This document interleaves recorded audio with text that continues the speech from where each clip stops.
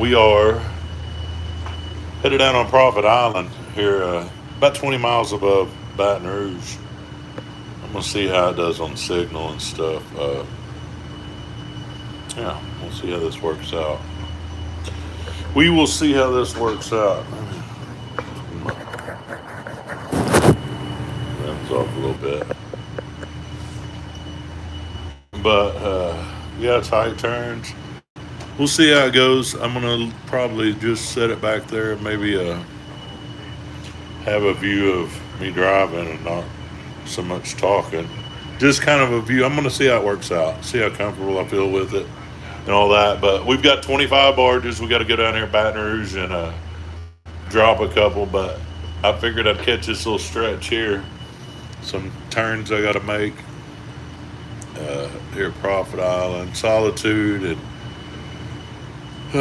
Thomas Point will be a good tight turn, and then the bridge down there.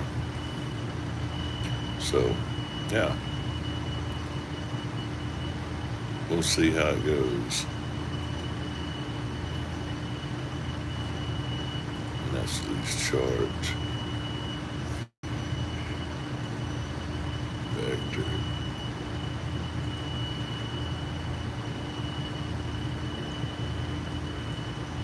I don't know why that doesn't show the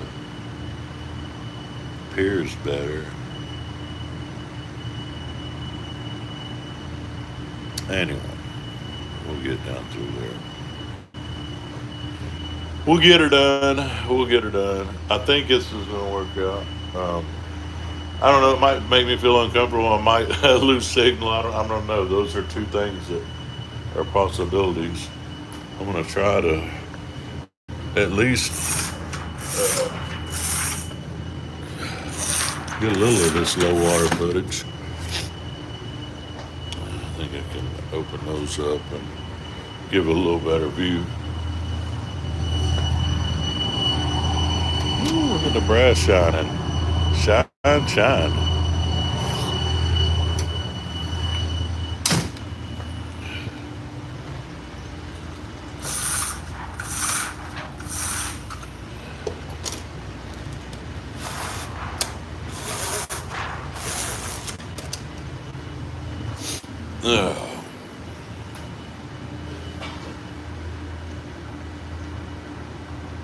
That'd generally be a backup, but there's not any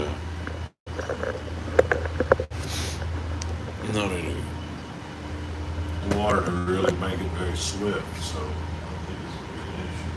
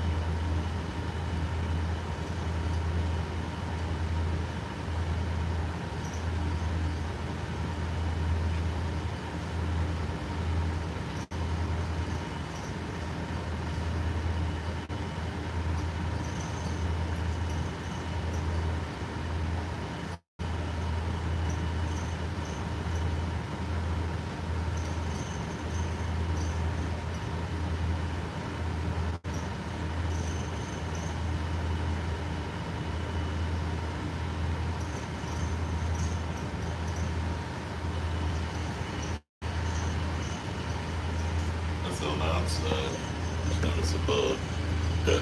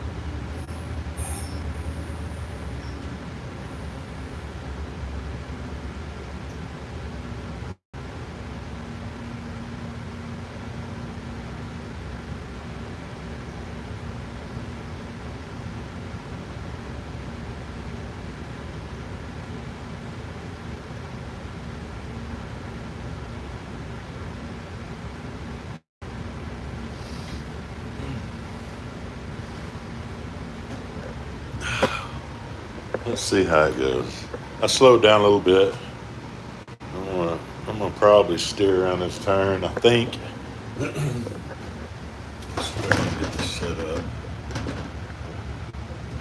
It's got a decent view. Yeah.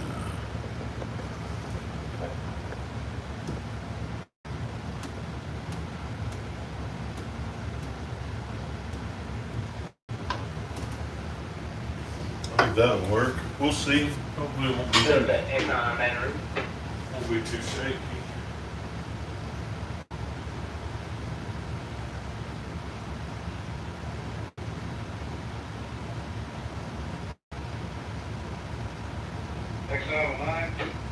Okay.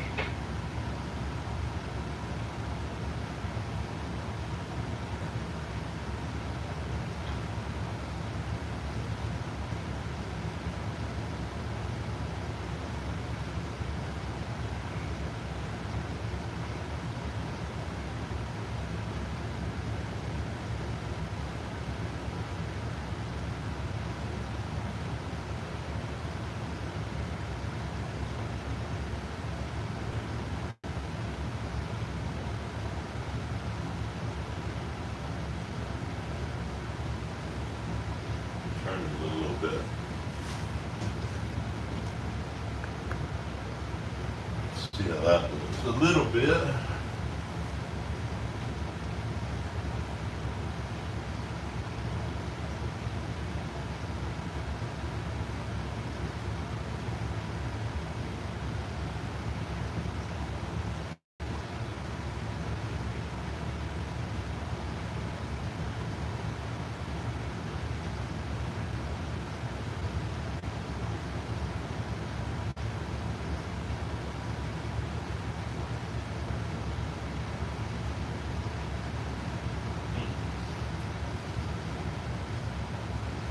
My gut. I can see my gut a little bit. Oh well.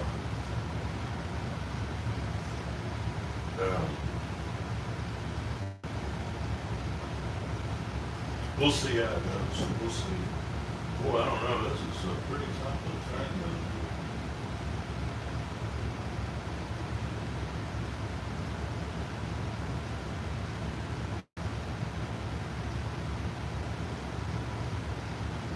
Water's slack. It's really slack water down here. So it's these turns aren't as bad. They're not as swift as what they generally are. So they're real tight, but they're it's real slack water.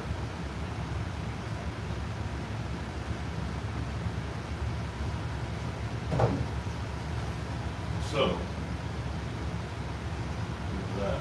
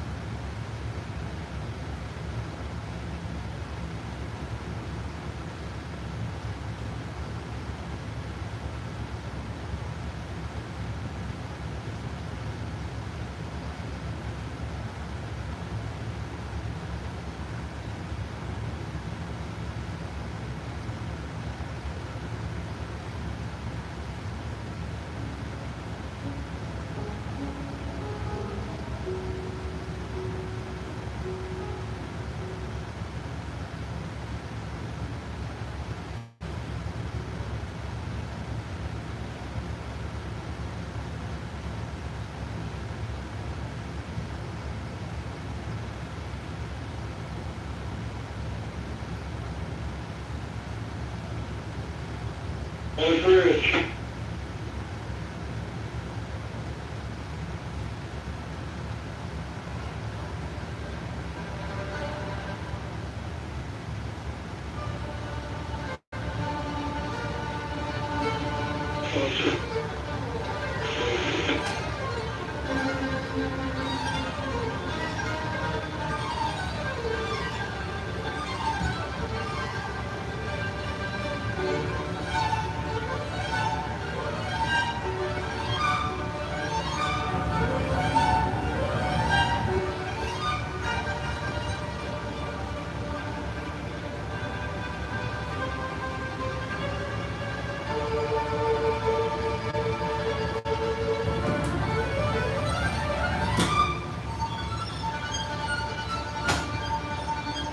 That sounds like my kind of music.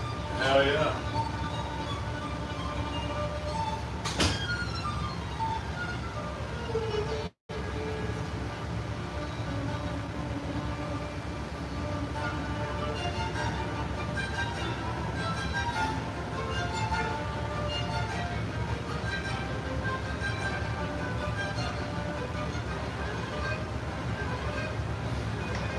Skylar Wilson, Doug, Exxon Baton Rouge.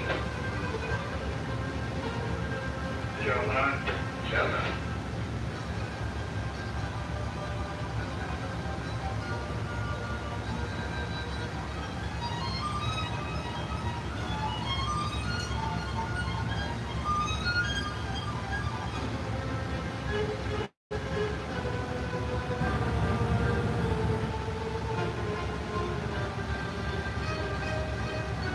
This might be a long live stream. I'll let it play though.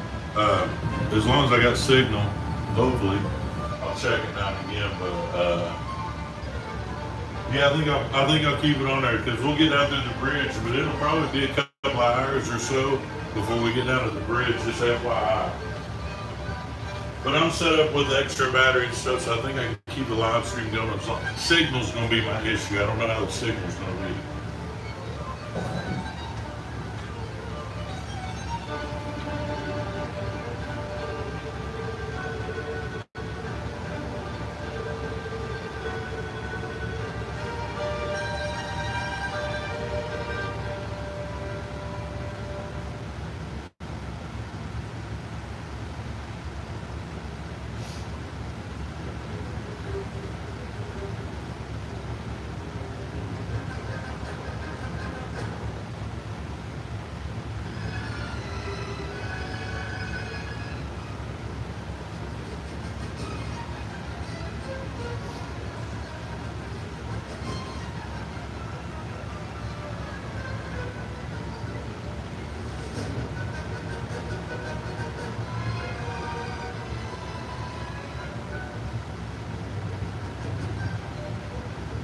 I'm watching this here. This turn's pretty tight, so I slowed down a little bit, so I'm not sliding around the turn.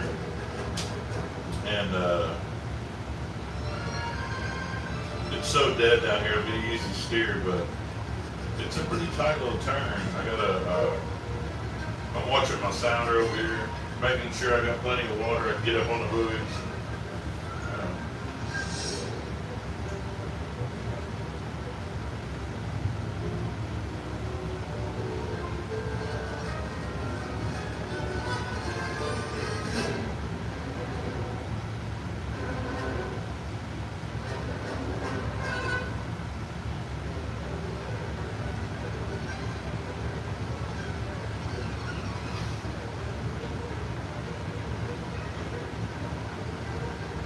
It's dead slack down here. I slowed down and we're only making like 5.3 mile an hour forward.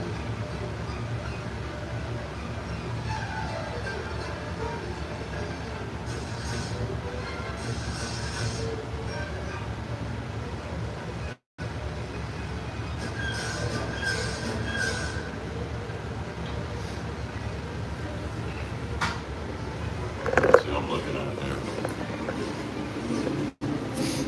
See? It's tight, but it's so slack.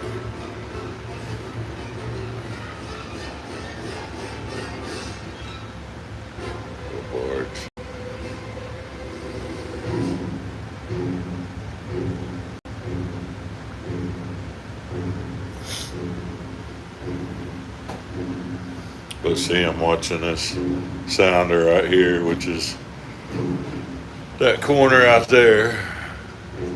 So I know how much water. That way I can get up on this turn a little bit more.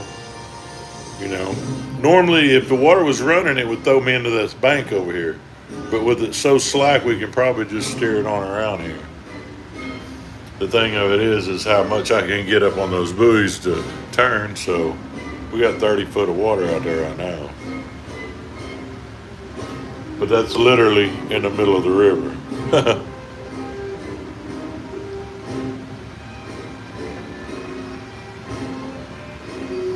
Music. I just got here. That's what I got going, y'all. Because it's something to listen to a little bit. It kind of covers the dead space, dead noise. It's something to listen to. And when I'm live streaming, I don't get copyright strikes. So basically I can get, it's free source music, long and the short. Because if I was sitting up here listening to Taylor Swift or something like that, I would get demonetized. In other words, I can't make money off a video if I have Taylor Swift playing in the background. And also, if I had Taylor Swift playing in the background, I might have some questions about my own taste in music. That deal over that piece of equipment, it's got a crane on it. That old barge, it's been there for years. And you see the water, it'll, in high water, it'll get water up on it. But I've always been curious about it. When I say years, that thing's been there well over 10 years, at least 10 years. Anyway. But see, it's going to, the way it's showing me, I'll have that turn that's a predictor. It's a minute and a half or 2 minutes ahead. So this is where I am right now. And that's a predictor. This is a radar, my sounder. And I'm looking at all those as I come around this turn because she's coming around really good. But I don't want to get up on this buoy now. I don't want that head to get up on the buoy too much. So now I'll be able to pull it down. And by pulling that head down, I'll actually lift the stern off. So, see, I got it coming around. It's a little harder to see, and I know I'm jerky, but there's a buoys right there. And I'm watching the water. I don't want to get up on them too much. But see, now I'm pretty much, I've got half the turn made, and I'm not even, to the turn. The idea is to have the turn made, kind of down here, you see. But I knew this sweeping down in through here was going to be, we were going to eat up all this riverbank that we could. But it's so slack. Like I said, this would be I would not be in good shape if we were running. If a river was running, it would have me on that bank fairly shortly. Got a little piece of equipment there.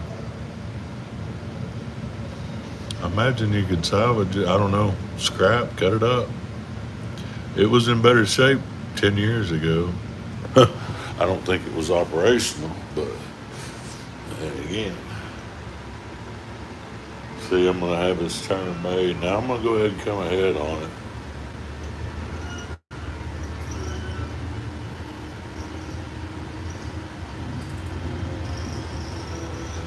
And we were just floating too, so I'm going to shove a little bit down now, get her out of this turn.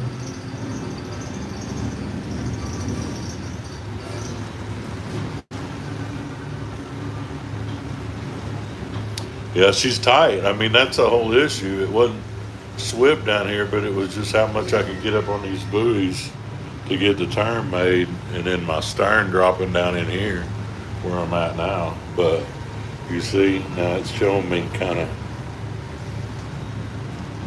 on track to shove out a little better.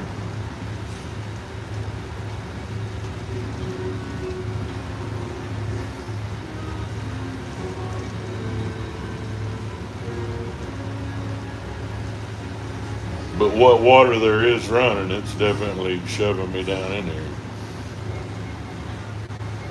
but we're looking pretty good.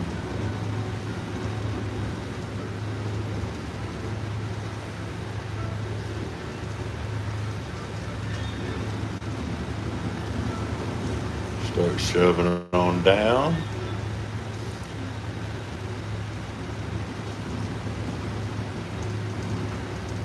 Yeah, there's just not much room in here. That was what my concern was on steering it, but it's so slack down in here. I mean, it would have been an easy flank, but it would have taken it forever to get around. Now then, I want to hold that stern up a little bit and start driving down. She's driving down there. She's doing all right. We still got 30 foot of water out there. But you see, I eat all this turn up. You see, it's on the radar. We eat all that turn. If the water was running, it would throw us over. We'd be over there. We'd be over on the bank. If the water was running, we would be on the bank. But it's not. So it's holding out here really good, actually. I just don't want to run out of water on that turn. See, she's coming up. So I'm watching that, getting up on that turn as much as I can, but I don't want it to get too shallow on me. So we're looking good, though. She's coming on around, looking good. We basically have the turn made now. We just want to shove out. But we're steadily sliding down this way. You see, see how it's doing me? But by that head, keeping that head up here, if I want to pull that head down, I can lift that stern and it'll drive out. That's kind of how that works. But it's timing. It's so much of timing and knowing how the tow's handling. See, that's going to get me down here close to the bank, but I'll lift that stern, I'll steer that head down, and it'll keep me out there. The toughest turn I regularly encounter, somebody wants to know, it's the ones that I don't hit right. Any turn can be tough. It matters if you hit it right. But this one here this one's not been. This is not easy. I'm having to pay attention to what I'm doing. But you see, it's coming on around, and now then it'll start. See, we're going almost as fast sideways as we are forward. So now then we want to pick up our speed so we'll be able to shove on out. And I'm going to straighten her up. I got straight rudders and letting her just drive now. See? As long as that head's out there, as long as we got that, we'll be all right. See, we're just driving straight now, and it'll kind of pull us. It'll lift that stern and then, see? But we're still sliding 3 miles an hour sideways. You can see a little bit through the back window. But it's slowing down and shoving on out. And now then I'll pull that head down because it's get real slack water over here and you don't want that head to catch and then do like that. So now then I'm going to start pulling down and see I'm giving it counter rudder. So I'm steering that head down, which is lifting the stern off. And see, that'll have me looking just perfect. Just perfect. And that head's pulling down. See my swing meter? I know I'm being jerky, but I'm paying attention to what I'm doing, y'all. So, but see, now I'm pulling that head down. And that's how that is. I mean, that's it's a tight turn, y'all. That's a tight turn. I mean, I took every bit of that bend up, swinging down in there, getting it. But if I had to rate it, I would say that was a 8.5 out of 10 for a steer.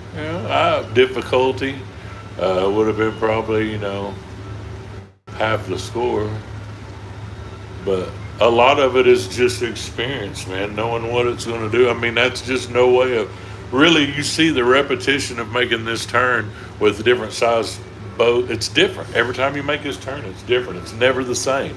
We've got different river stages, different toe size. I mean, it just never equals the same way. These turns are always different, and that's why it's see, now that we're not falling over there, we're slowly easing that way, but now we're looking good. It's lining up straight down the river. And we've got plenty of room, and we're not in shallow water over here, so but I'll give that a 9.5. I'm gonna raise my grade. Anyway, then we'll slow back down. But see, even the speeding up, I'm just doing 6.8. I mean, we're not normally on this turn. If it was running water and I was shoving out of this thing right in through here, we'd be making about 10, 11 mile an hour. So we're making about half the speed that we normally would be making. And that was me shoving on it pretty hard to get out of there, get out of the turn. Anyway, that's kind of just that was a good representation of a shallow water, low water turn, low water turn. Yeah, that was a good representation of that. Now then, we go on down here a little bit further. Thomas Point. Do you think that turn was bad? Hold on. Hold on. The river says, hold my beer, because look at this. That's Thomas Point. That's coming ahead. We got to make that turn on down here ahead. So, yeah, that can be a treacherous one right there for sure, but it's not going to be too bad today.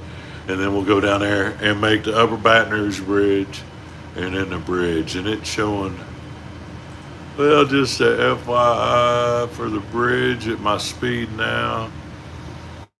We're still a couple hours out from down there. Thomas Point, about an hour and a half out. Yeah. Anyway. And we'll swap over to 67 down there at Devil Swamp, and so we'll have be able to monitor ship traffic once we get down there and build bridges. That's that.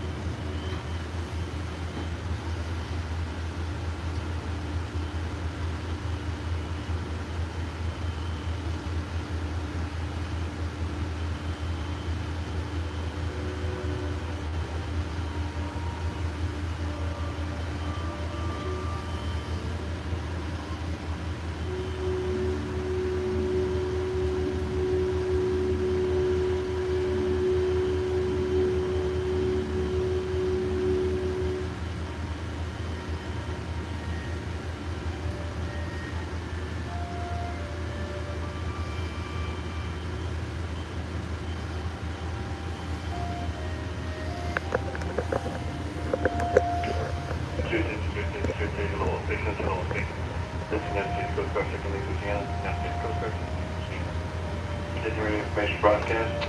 Listening in on channel 312. It's frequency 157 decimal megahertz.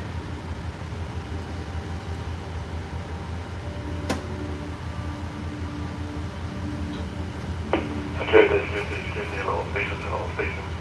This is United States Coast Guard Signal Louisiana, taking marine information broadcast. Break. Coast Guard received a report that the red eye range lights are dimmed and are difficult to see in between mile markers 225 and 226. All mariners are requested to exercise caution while transiting this area. Break. This is United States Coast Guard Signal Louisiana. Out.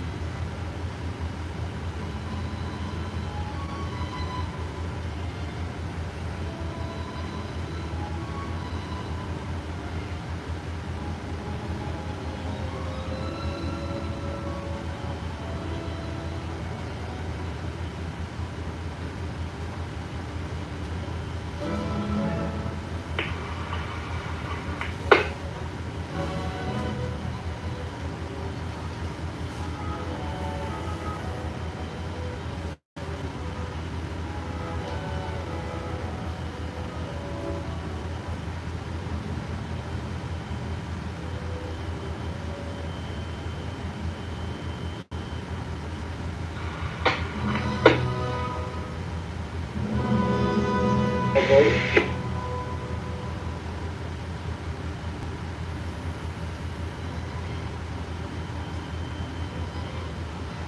The bridge is one-time vote. Takes you about how long it's gonna take you to get through?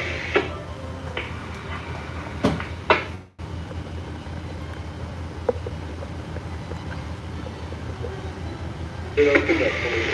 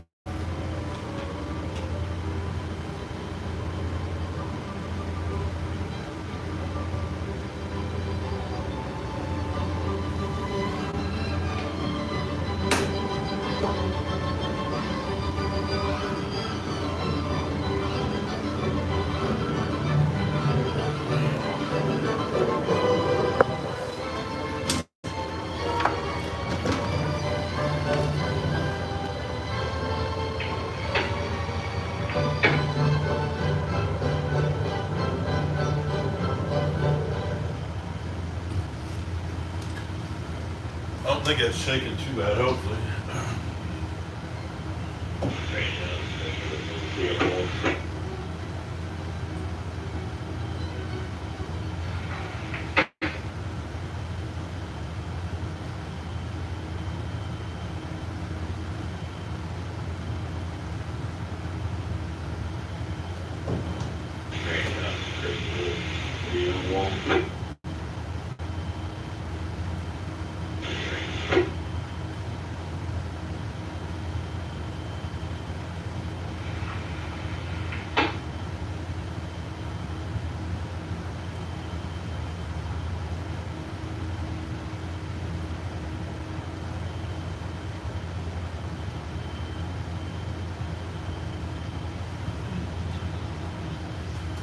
I was reading the comments, y'all.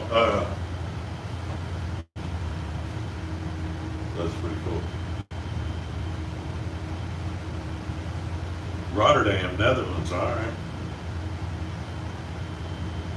Dave Cole from Baton Rouge. We'll be down there in a little bit. That's kind of neat, though.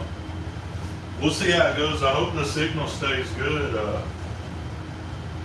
Man, I don't like my attire, trust me. I'm in better shape than what it appears. I can see that.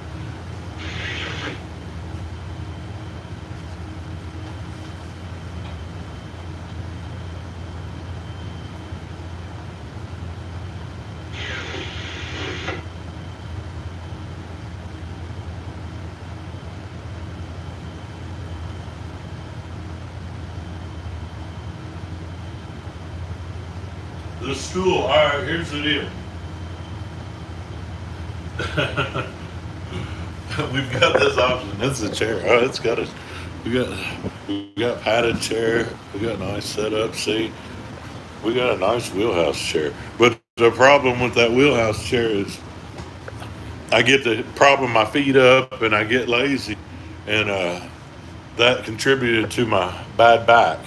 So I try to stand, or that keeps me from leaning back and from propping my feet up, and you know, just trying to watch my posture. I shouldn't have said that. Now I'll be get too much attention. Boy, they got the brass shining on that bad boy. Look at that. They got the brass shining on that thing. That's impressive. It tells you the level of pride these guys have in this vessel. They've got a regular crew on here. Jesse's a mate. Captain Mike. Captain Mike's had his license since the 80s. He's just a few years older than me, but man, he's been out here forever. Me and him have been knowing each other since the 90s. Kind of a trip. That was the deal. Back in the day when I first met him, he came in the office at WKN. He was a young pilot, and I was a young crew dispatcher at the time. So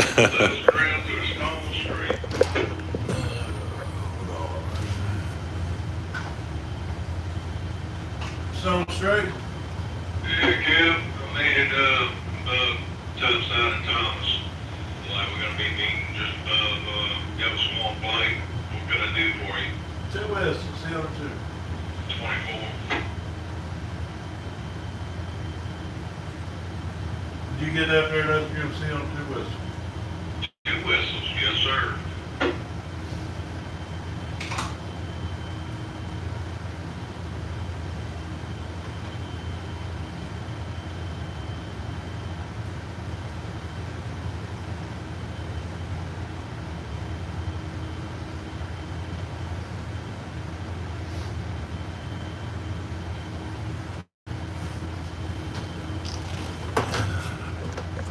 Get set up a little, try to get it so it didn't bounce around, try to get it a little straight there. I think that's pretty close. It's not bouncing, it doesn't seem like it's jiggling too much. Hopefully the signal will be good.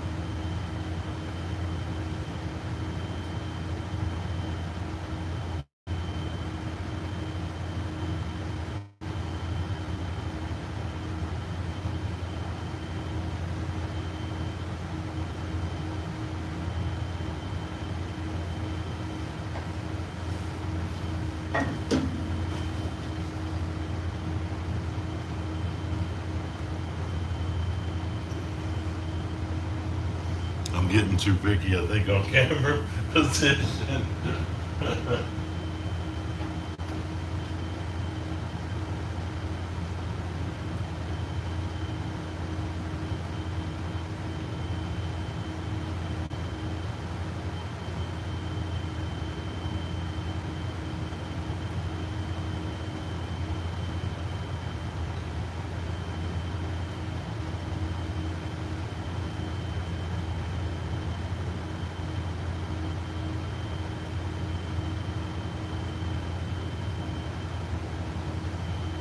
Yeah, I'm trying to see. I don't know if it would be better zooming. No, leave it like that. It'll look better going through the bridge, maybe like that when I get on down. But I don't know. I'm playing with my.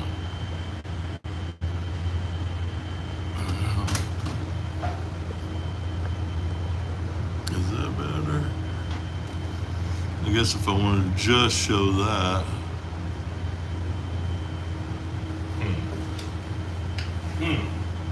I'm trying to get better where you can see a little bit better.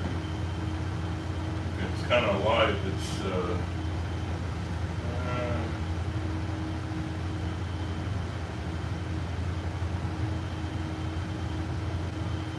let's see.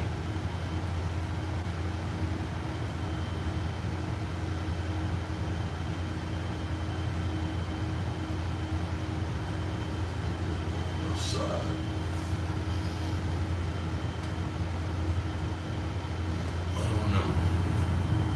Might be getting too big, and then I'll probably pick the camera or lose signal.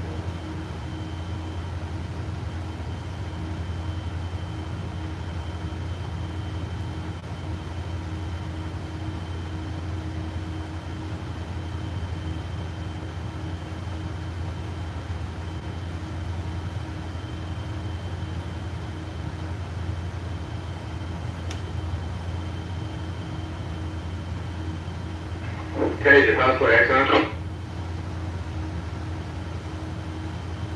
Come on.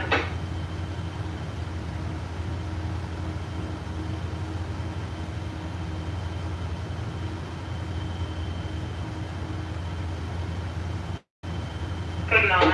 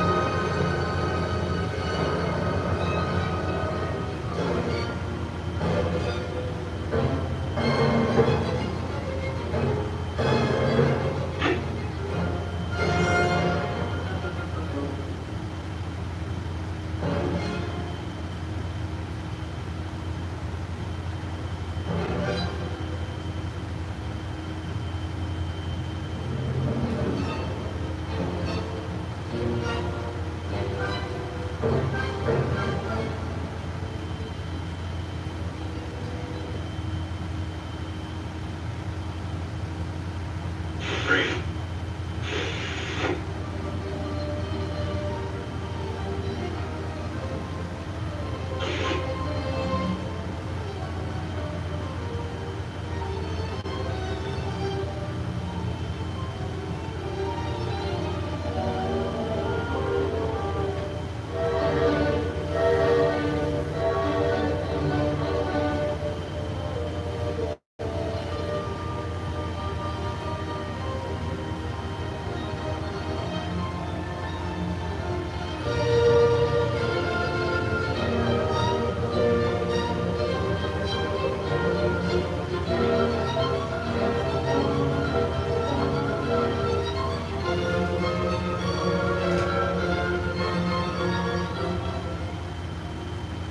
This is where we swap channels over to 67 for 13 for traffic.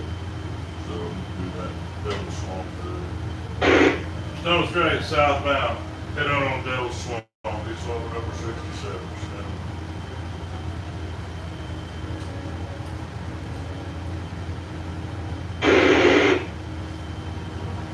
Stone Straight southbound.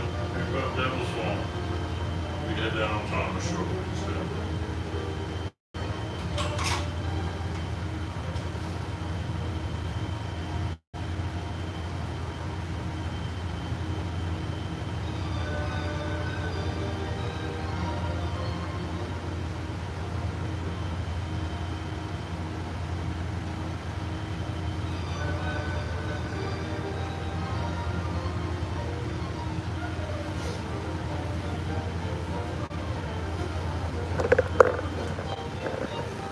We are. Oh, sorry about that.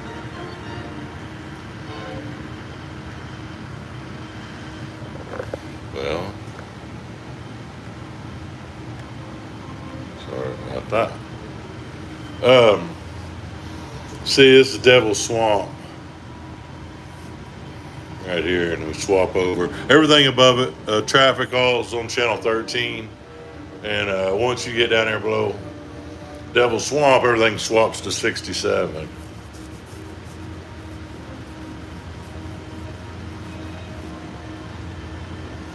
So, anyway, we got Thomas Point, and this is a turn. We gotta come around here. That's a flank a lot of times, but as dead as this water is, we'll just steer on around it. But you see how wide it is too. So anyway, get around Thomas, go down past Tiger.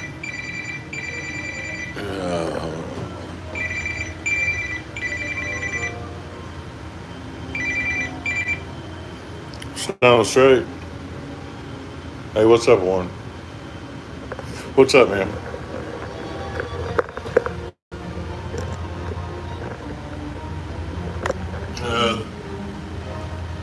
Hold on, let me get.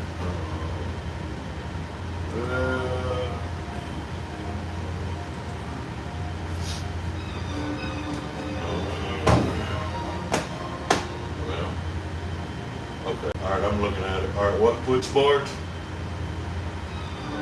Yeah. Okay, it's a Baton Rouge drop also. Okay. You update my orders for me? Okay, hey man, I appreciate it, Warren. Thank you, brother. All right. Got another barge to drop. That was office. We got 2 to drop. We got 3 to drop there now. So. Let's grab Charles Street. We gotta swing it over a little bit more. That one drops. But let me know what you need, okay? That's a drop. Stone Street. The Stone Straight back. Yeah, last round. I gotta swing it over easy, but try to give you a little bit more room. Let me know what you need, though. Oh, dude, you got plenty. There's plenty of room, man. I got plenty. It's dead water. Don't worry. You come on, do whatever you need. Okay. All right. Well, dude, just checking with you. Appreciate it. No problem, man. I'll fall off. I won't get on you. So, thanks, man.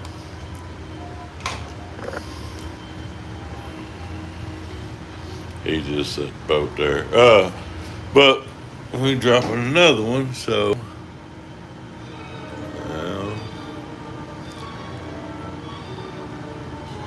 yeah, that one. Those two go over and slide over. Yeah, so we'll look like that.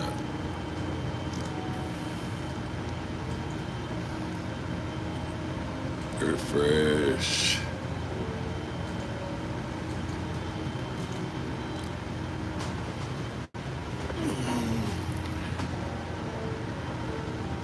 Channel information, all this.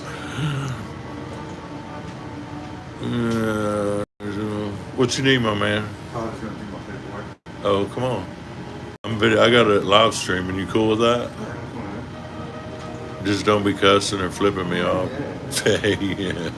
Hey, look, Jesse. He was updating this. Warren just called, and we're dropping that not the equipment, that barge. That one next to it's that one right there next to the equipment barge. Okay. So we dropping that one, and that one now.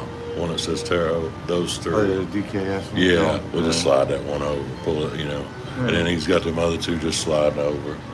So, anyway, that's what I figure. Unless something changes. Yeah, right. But it's figuring, it's showing us being down there, I think after 2, something like that. Have at it, man. There you go. What was it? It said, open that up.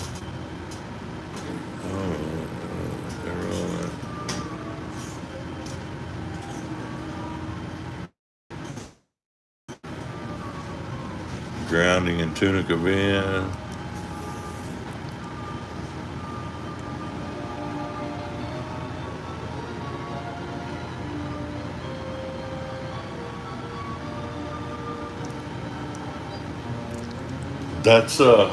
That's where we was last night, man. Remember?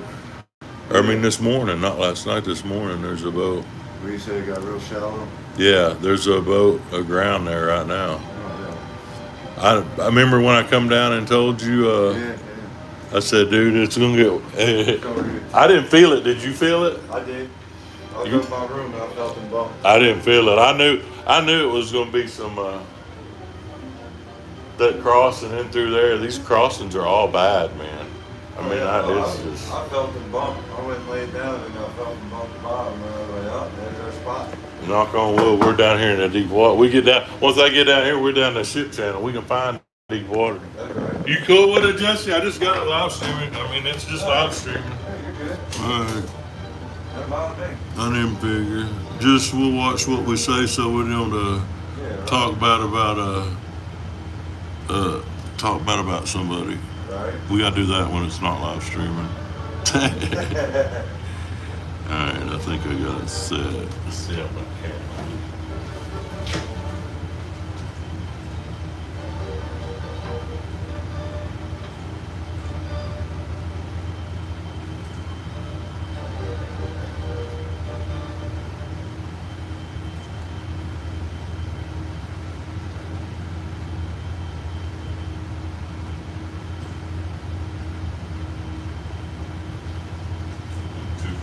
About this damn camera, but it picks up better light.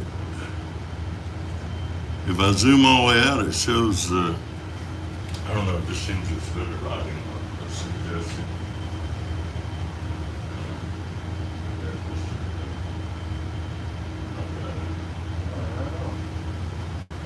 We got your head's on.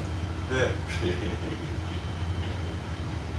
I think I got good signal. I hope I got good signal. Oh, little Studebaker drove down there. Christopher got a video of us thing going down there. Oh yeah. Yeah. When yeah, we met. I was down there talking to Lisa one time. Who's on there? Studebaker, Will. He's made over there. Who's the captain on there? Dennis? Oh, that's right. Dennis is over there. That's right.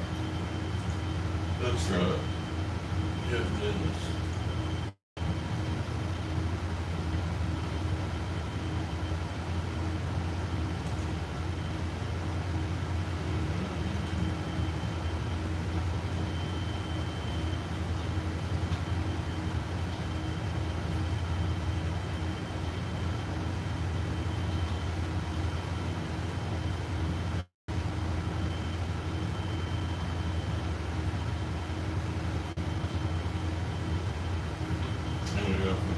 boat to chat, dude. It's a boat to chat. Wow. There ain't too many people, 48 people watching right now. Yeah. Got a little bit of a following. And then I did it because I was watching on replay. And to upload something, I want to catch going down to the bridge and stuff. But man, uploading a video takes forever. And you gotta do the live stream. I just don't do live. I don't like doing live stream unless I know what's happening. You know, and that pop up. And this little stretches are good.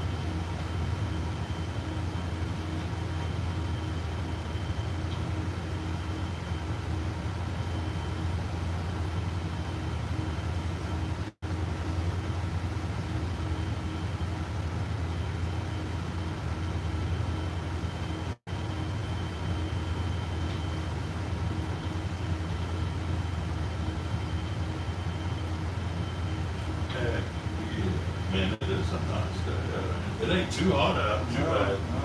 Last trip over down here. Yeah. I got on the boat northbound in Vicksburg, and David, he's like, man, when you come back, I'm like, when y'all get above Baton Rouge. I know better. I ain't seen no weather. I ain't seen what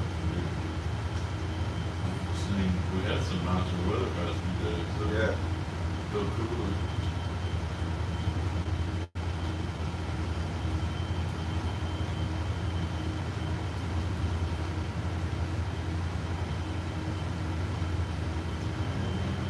Yeah, I didn't know Christopher D was out. I didn't hear it.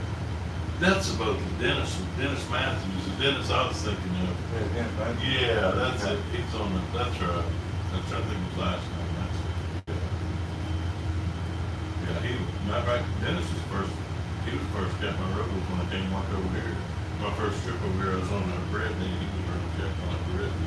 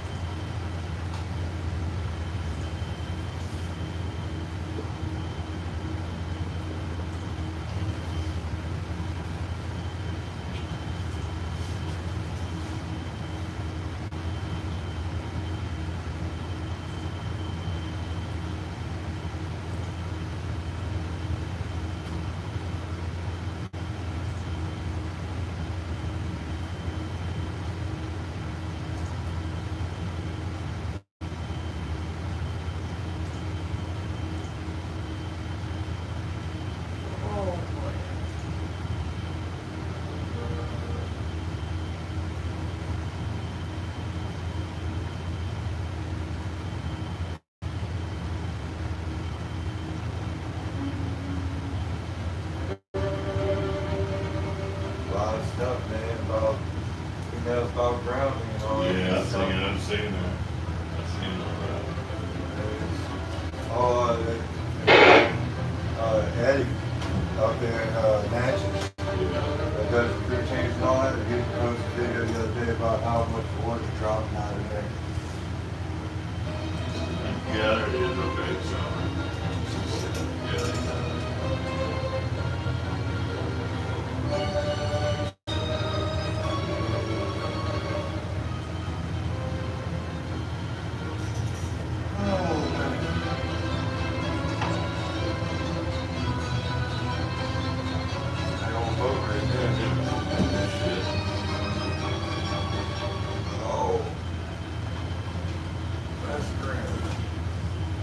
Sheila, Lisa's sister, you rode that boat before. Oh, yeah. Yeah. Yeah, that's right. She's over there. She's over there. Yeah.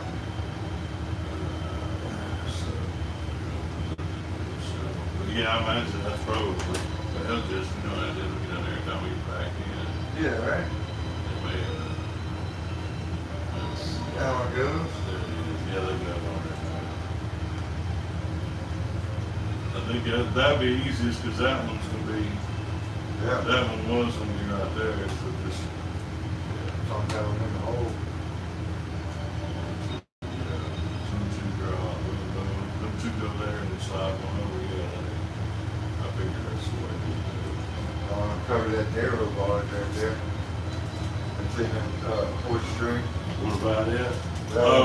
Cover that one narrow barge. Yeah. let me get all of that. Shit,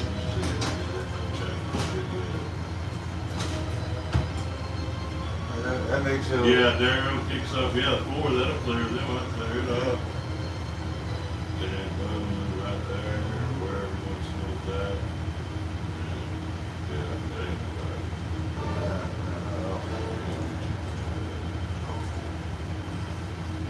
Yeah, 50 feet of water right here. You doing all right? Right now, deep water. Deep water. Yeah, we'll be good now. We get out. Now, once we get down here, I ain't worried about it. I can find, there's water you can find. Oh, yeah. And, They keep the dredge down there in the hole. yeah, for we got ship, they keep it down to ship level. Well, I booked a room today to, go Hey, see. man, remember, everybody can hear us. Yeah. My wife, booked a room so we go see my son in October when he graduates boot camp. Oh, that's right, that's right. You said it's got graduation. When is it? October 26th. First time going to Chicago. Yeah, you said that was going up there. Oh, I It's like gonna be cold. the Naperville area, man. But, It's gonna be cold. yeah, it'll definitely be up there. October in Chicago. Y'all flying or driving up? Driving. Do like a little mini vacay. I would say, it's a pretty good drive, but it's 55. It's, It's like 55 all the way up I think it's there. like 14 hours from my house. Yeah, I figured it's a pretty good That drive. ain't that bad. Shoot, I used to do 12, 14 hour drives. Well, when I was working, when I first got turned loose as a pilot, I was working at upper end of the Ohio River. We'd be way the hell, man. I got off the boat at right below Pittsburgh City Farm. Oh, And, cause we went all the way up to fucking Pittsburgh. I got off there, and it was wintertime, snowstorm, and my car was in Memphis. oh hell. And I had to travel it all the way. So, we had a van driver up there, but he was tired. He'd been off and dealing with travel stuff. He was wanting to get a room and just everything. Yeah. He was talking about getting a room because it was me, him. I think it was just three of us coming back, and there was just the driver and two guys.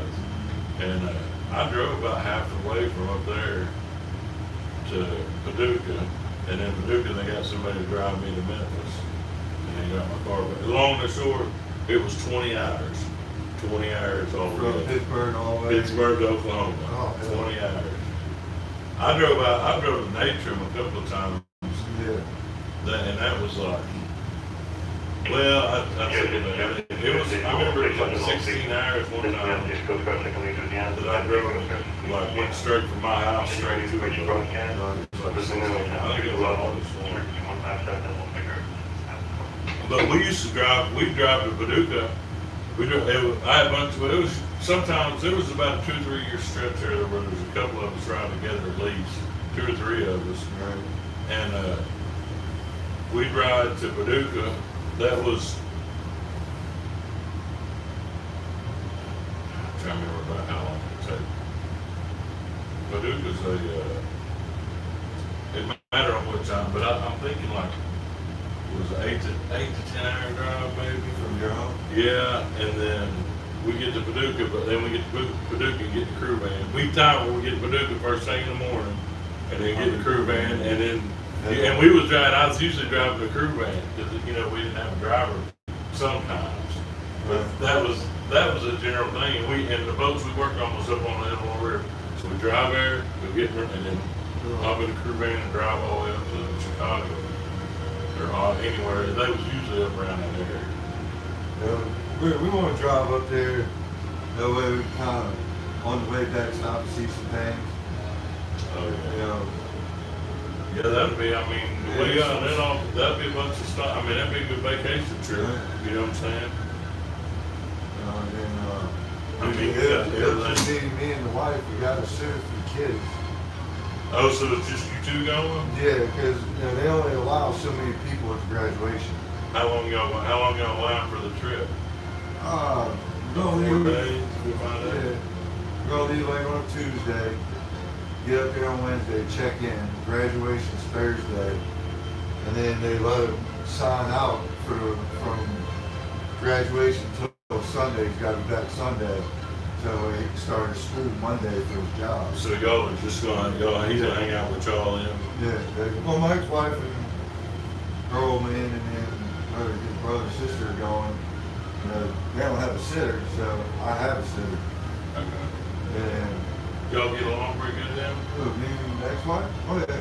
That's what it sounded. I thought you said that, Jesse. Yeah, That's cool. ex-wife get along great. That's cool. Y'all both. I mean, and going to support him like that, man. Oh, yeah. That's really cool, Jesse. That's really cool. How long has it been? So how long had he had that in his mind that he wanted to Oh, years. He said, yeah, that was like something he'd been. That's cool, man. Because he asked me about coming out here and I told him no. So y'all ain't heard nothing from him. Y'all don't talk to him until y'all get there. I've been Oh, the writing letters. That's right. I've You been told me writing about the letters. Yeah. Have you got? So he been responding then? Oh yeah. What's he say about it? What's his Oh, he experience likes like? it. Was it eye opening? It was. But so far it's something Yeah, it's something he wanted to do because he was an ROTC. he in probably high done. school. Well, that's what I'm saying. He done ROTC. He done research, so it wasn't like a total. He knew what he was. He knows exactly what He knew exactly what he was doing. It was just actual experiencing it itself Right. is just, yeah. Like you said on that video when it's swearing in. That little. This is real. Yeah. Oh, Jesse, that's so cool you showed that because it was just a very, if you had said that, you would have known, but it was just a little bit Just that you little bit like, yeah, oh, you no. can you read your boy well enough, you knew exactly what was going Oh, on in that hey. head. That's pretty cool, Jesse. But what changed one thing I noticed that changed about him is, when I would call him, I'm like, hey buddy, and it's like, hey daddy. And then the first letter I got said, dear dad. He was, Oh.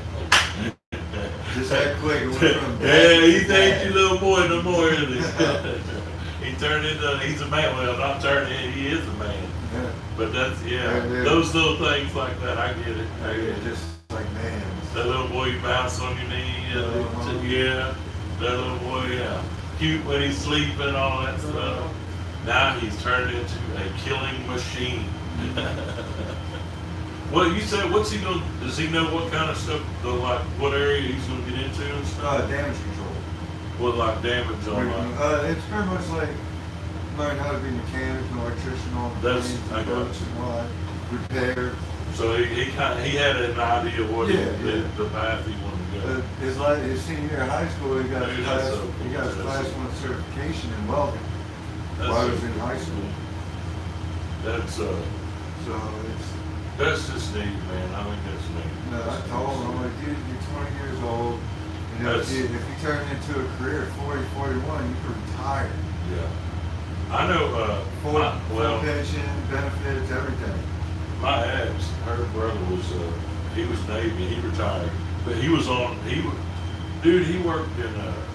He was on the Carl Vinson. He was on that the one when they got Bin Laden, you know. Yeah. But he was on it. But he was a water, clean water. That's Yeah. what he dealt with.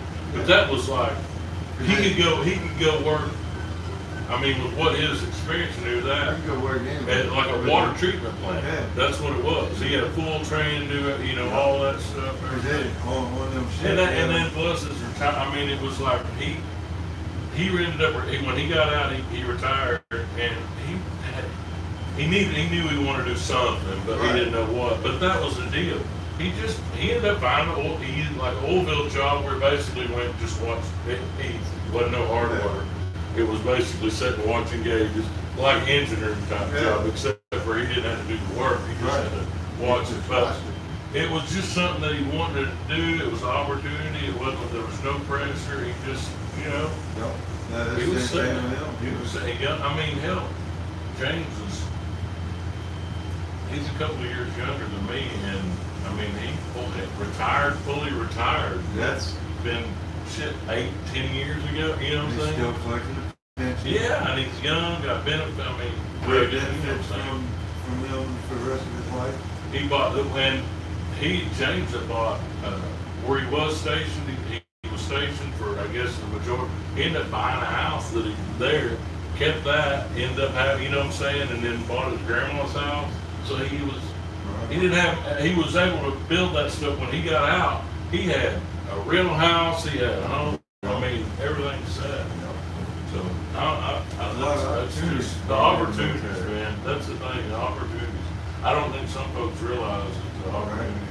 It's like Mike's life, one of them to try to see if you get stationed close to home. Like, dude, screw that. Go somewhere. Go see the world. Yeah. You know what it's like down here. Yeah. Go somewhere. You get paid to travel the world, to see things. Do it. Yeah, that's pretty neat. Like, a few years back, he's probably about 16 years old.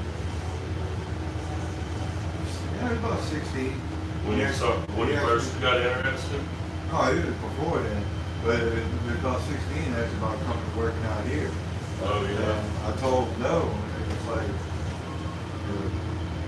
you're going to get stuck out here, because of the money. Yeah. And you got dreams you want to follow, so follow your dreams, dude. It's not that I don't think you can handle work, I know you can do it, it's just Different. You got an idea. you got ideas, things you want to do, go do that. Don't come out here. That's I think that's good advice. I think that's good advice. Like, you see how long I'm gone, how much I miss and everything. You don't have a girlfriend or kids or anything. You're single, no kids. Do It's, something besides this. Well, that was my son. He worked out here. He's got his tankerman's license, and then got a good serious. That's one. My girlfriend got the serious one. Yeah. I'm married with my daughter-in-law, and they got 2 kids now. But that was the deal. It was when he got serious with her. It was just that wasn't going to be something he was going to do. So he got into it. He works a little bit now. But yeah, man, it's just something. That's kind of the deal. When he wanted to do it, I knew at the time it was something. He was a transition, and he was needing something. But I really didn't encourage. You know what I'm saying? I mean, I didn't. It was something. You didn't push him to do it. No, and when he was doing it, he was good, man. He worked there at Satoon, like I said, got his tanker's license, worked with guys, but I kind of had a feeling it wasn't something. You know what I'm saying? He didn't have it. He was younger then. It was, he didn't have serious girlfriends. He was running around with his buddies, and so he didn't, coming home and doing that. But also knew,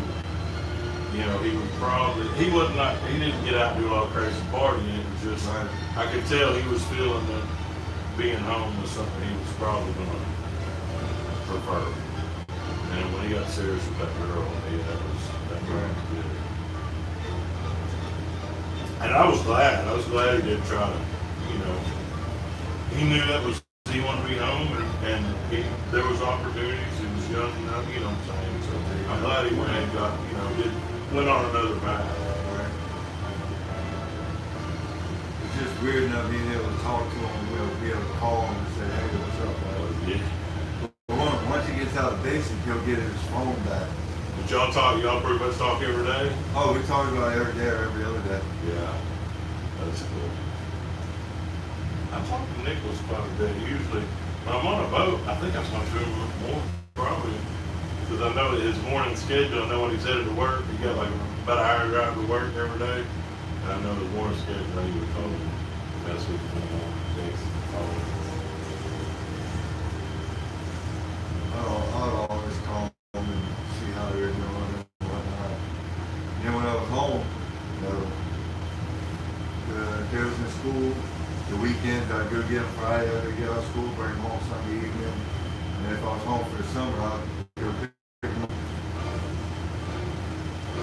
I call my wife every day, the best thing is my daughter, she's 2.5. Yeah. And I'll call her, she's like, I want daddy. And so we'll video chat. Because that's all she knows is me being gone and being out here. There was a transition for my boys when I first started out here. I'd go home and I'd leave, and most times it was at night when I was driving, so I'd put them in bed and they'd cry. And finally, they got old enough to understand that, there's a reason why I do it. We got any tunnels downstairs? Rollies, I go look real quick. I'm gonna go get a look real quick. Yeah, I don't know if we got any tunnels or rollies or anything like that. Yeah, I'll go look real quick.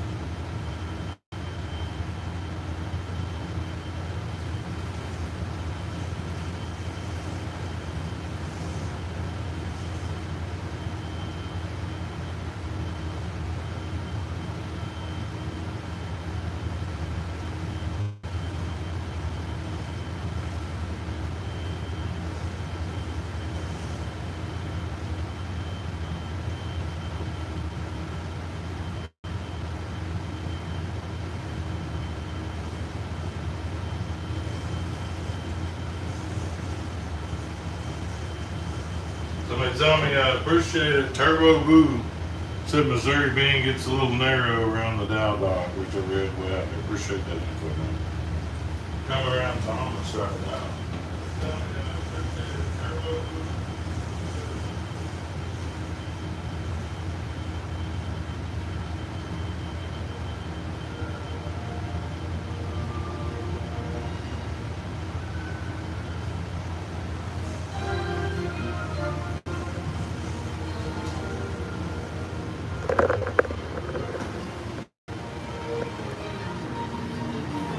See, coming around. We're coming around, turning right now around Thomas.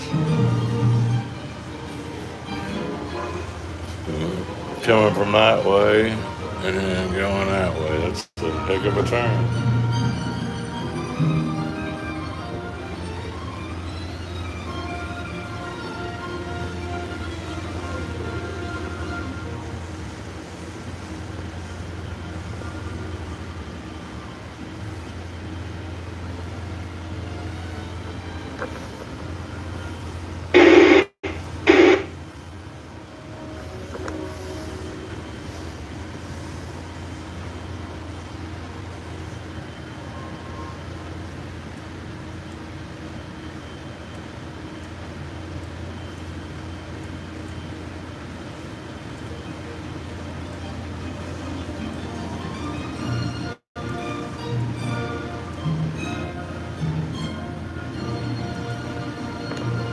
I was looking, seeing what all's down there.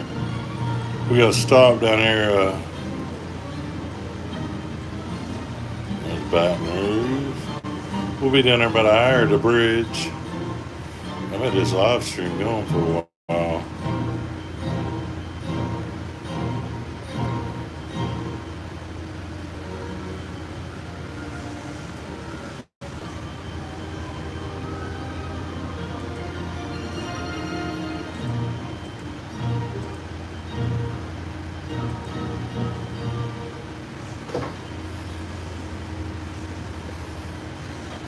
Come on around.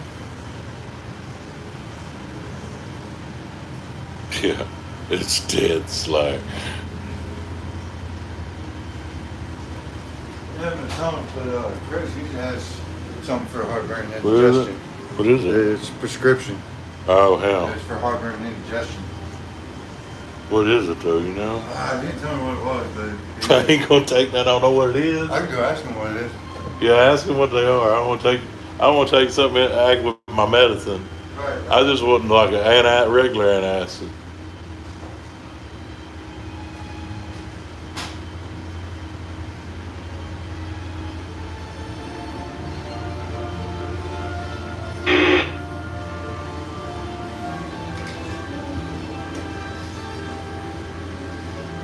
Hey, Jesse.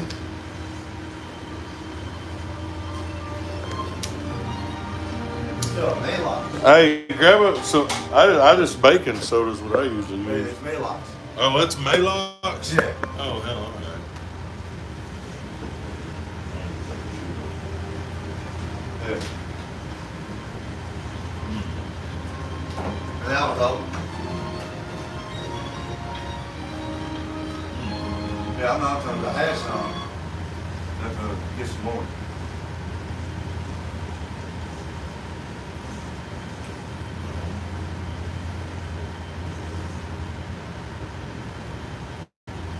You try to call?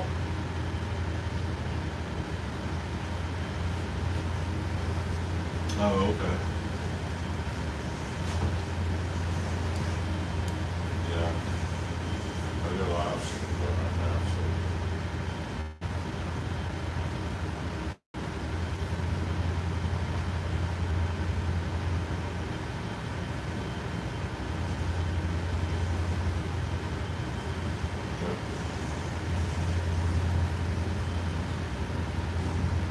Scar with us will be departing on the outside of the dock chair decks on Baton Rouge, be dropping down to Kirby 231 with a couple empties, standing by. Yeah, I'll call back. I'll call.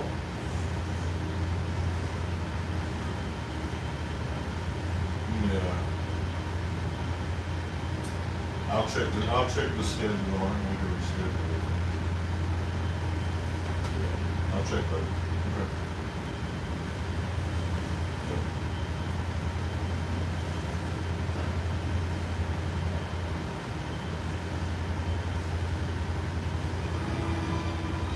Hell.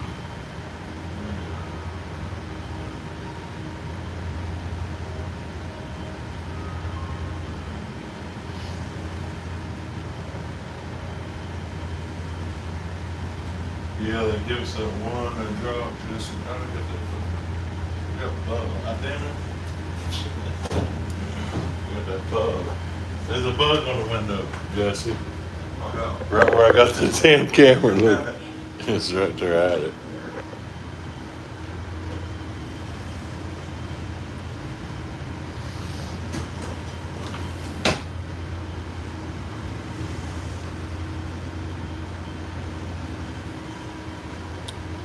Yeah, man, it is, there ain't no water. It is shallow. I'm fixing to stay a hell away from that damn. I watched Cat Mike steer this game one day. There's some shallow water out there, 20 foot out that far out wide, man. But he sitting there talking about how when you steers keep that head tucked in over here where the slack water is. Yeah, if there's water There's though. water. Yeah. Yeah, normally I'd be jacked out there on that buoy, but Yeah. dang, when I seen 20 foot, I'd start pulling down off of it, get back out there to that 30 foot. It's dead water. We're doing 4.3 mile an hour forward. Wow. 4 mile an hour. Well, almost 5, I guess. Yeah. The stern's falling towards maybe 2.5. Yeah, we ain't moving too fast, that's for sure. It is dead. But yeah, Jesse, I'm figuring it's showing us to get down there for tow work. Damn. At this speed, 4 o'clock. It's still time I get down there and get back in. It'll be probably 3. Yeah. Yeah, it'll be 3 o'clock. Got a bunch of boats down there? I didn't see. I couldn't. There was part. I mean, we got places to back in at, but I don't. It didn't look like it was a whole bunch of boats. It didn't look like. Probably people taking on fuel and stuff. Yeah, probably. Yeah, man, it is shallow. That What's the sand. name of this point? Thomas Point. Tom. There's Wilkinson Point down below, right? Yep. This one's damn. Yeah, water's just I ain't it. It's a trip seeing it that low out there, that far out. The water just keeps falling out. Yeah, you know. And then you know water when it turns winter, it's gonna freeze lower than St. Louis. Yeah, with maybe. They're saying it's supposed to be a bad winter. Yeah, hell. That barge goes way out there tall. Yeah. You know what? I can't believe it, just how dead it is down here. Dead slack. Yeah, I was saying that try to steer this, try to keep that head into that slack water on this Washington bank. Try to bring it around. That's good, dude.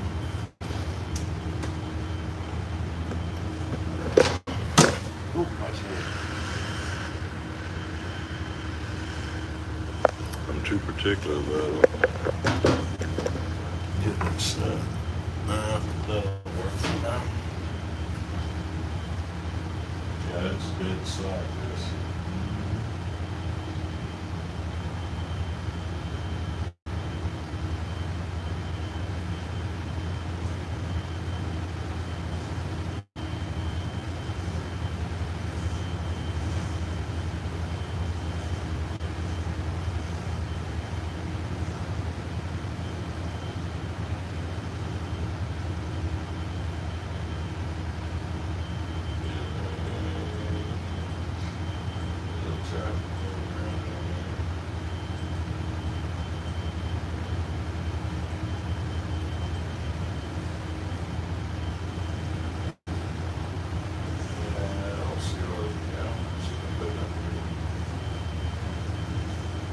If it is, we'll have to look at the labor. They ain't gonna, we ain't gonna have much, time we get down there. Were you seeing that, Jesse? We're gonna be, they probably get them drops. Oh, that's the deal pulling drops out the hole. I forget about that.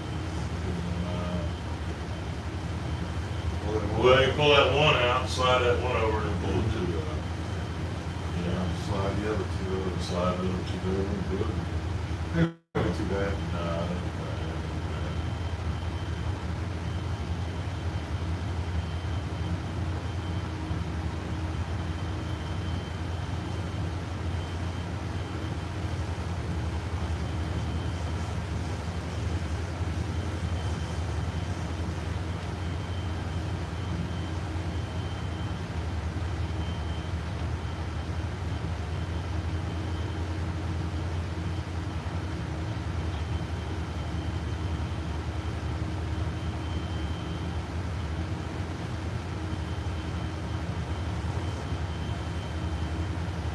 Ooh, run down there.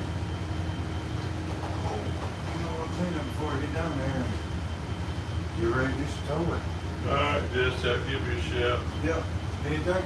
No, I'm good. I have first second make officer first second. Yeah, it's no problem. Just need to know. That's not Doc, Scott. Gotta order some Tums. What's up? Gotta order some Tums. Oh yeah. I think I got some in my bag, Jesse. I didn't have no. Exxon Doc, Scott Wilson.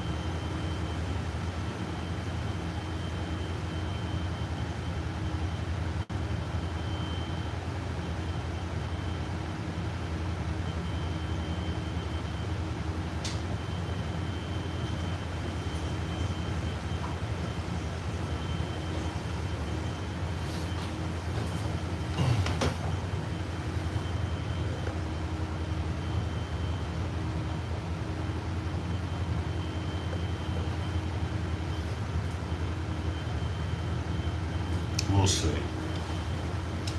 We'll see.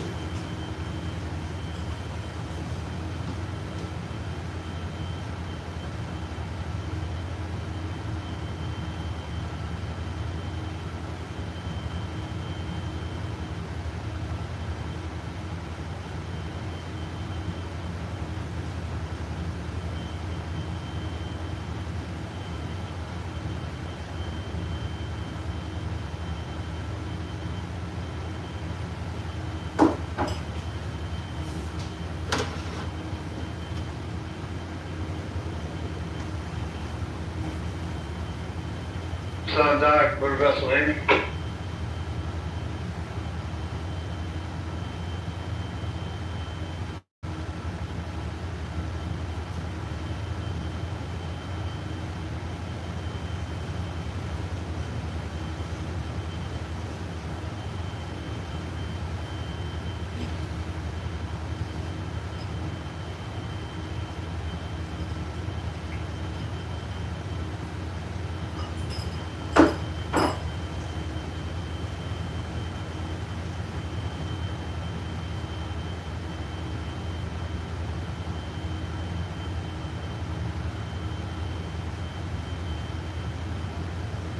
Oh, that was Thomas Point, by the way. We got the turn made. Now we'll be headed out towards the bridge.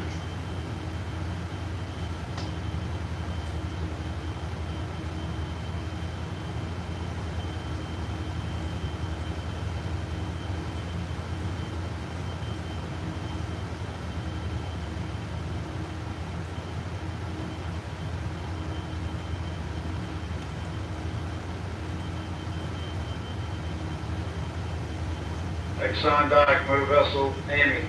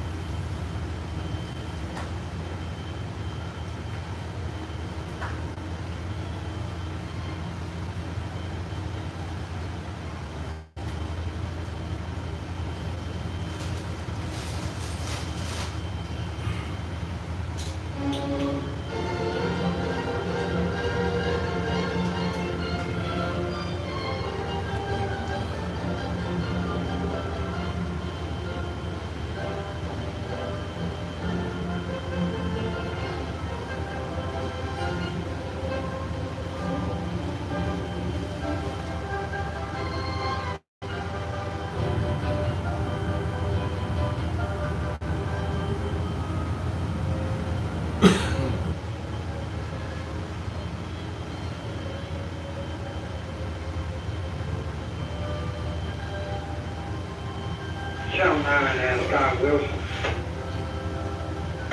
Scott R. Wilson. Channel 9. Channel 9.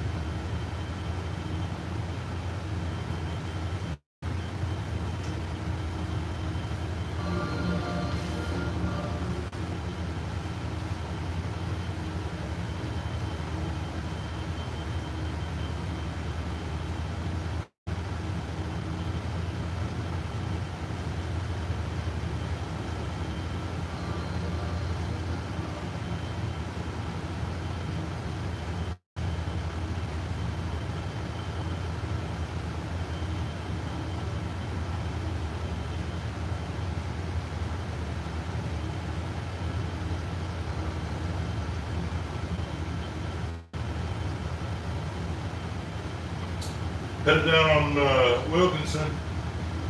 This Tiger Fleet area, or Tiger Fleet areas, and then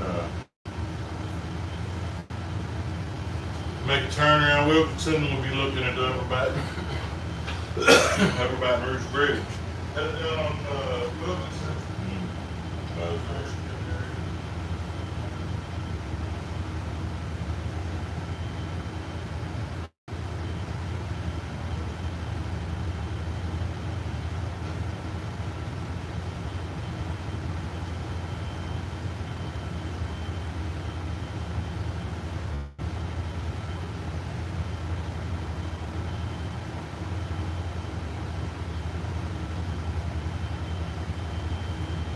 But yeah, we're coming into Baton Rouge area. So we've got these is a Tiger Fleet's the first fleet to come into. Then there's a turn. We'll go around the turn down here, Wilkinson, and we'll be looking at the Upper Baton Rouge Bridge, and then the Capitol Building and all that's on the left descending side, and yeah, and then I-10. We'll go down below I-10, back in stop for tow work.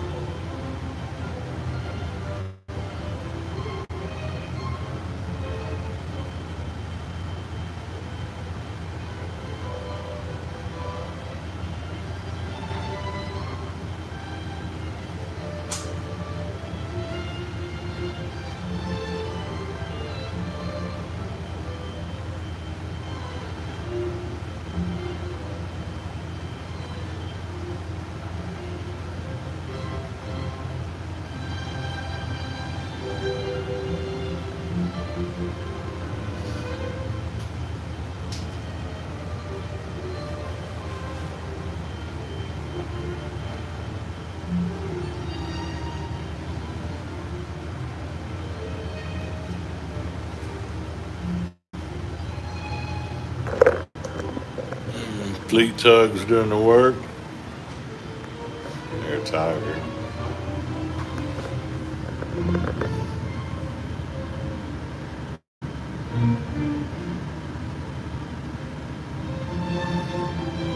But say it's Tiger Fleet.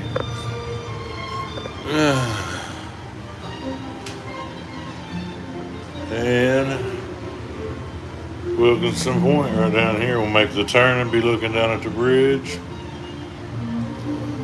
There can be the bridge right there, upper bridge. And the Capitol building, excuse me, Capitol building, I-10 down there. Well, that chart doesn't, yeah.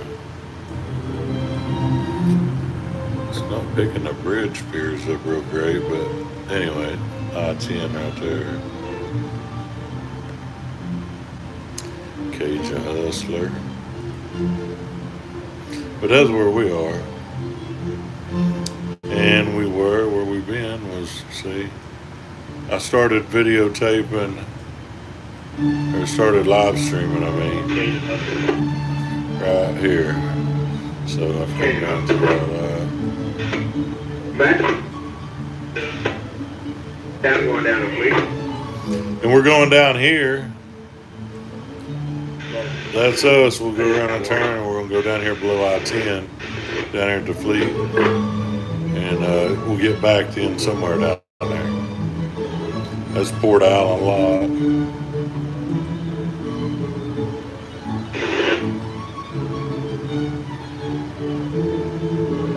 Yeah, come on.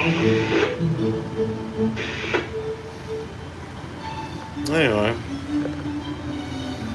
yeah. And when the water's up, you gotta come in real tight on this shore and keep your stern tucked in there and flank around that turn and make the channel span down through here. But there ain't no water over here now. We'll be making that Baton Rouge span.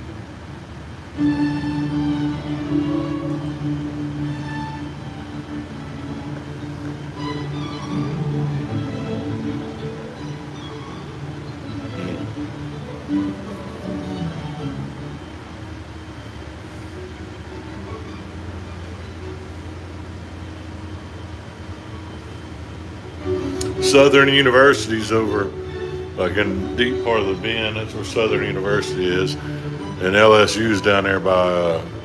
We'll be doing tow work.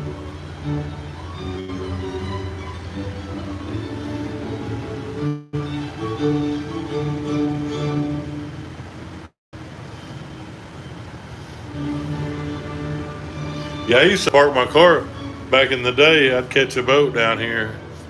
Used to leave my car here at their fleet office there at Tiger. I guess it's well, wherever it is now. I think that's the fleet office. Yeah. Anyway.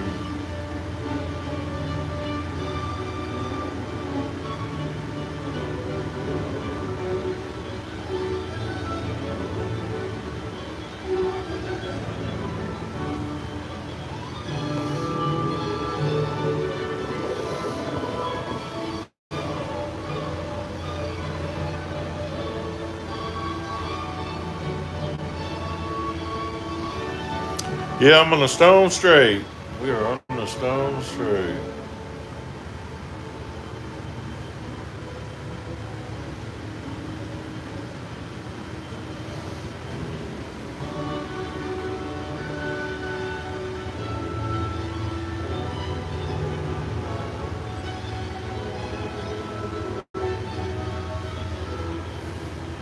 They shine that brass up on that bad boy. Woo-hoo. So bright you can see, I can see myself up.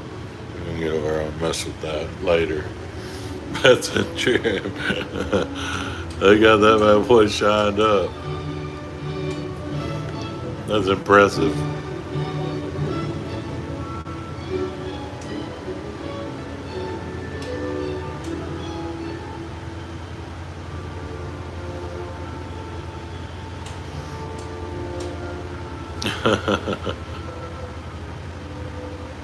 Pretty neat.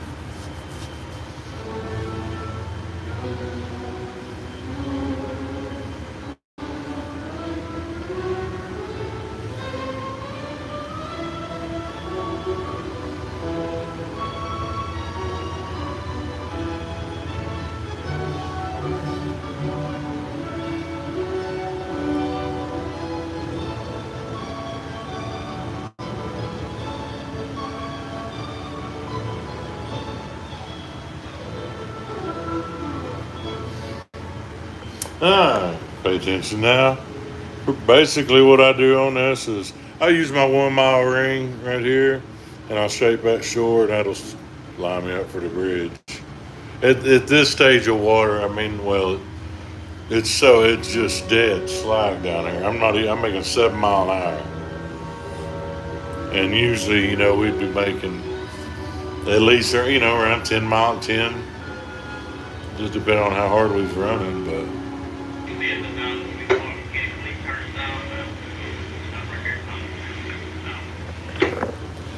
Stone Straight southbound here, coming down on Wilkinson, be headed down on the upper bridge, standing by.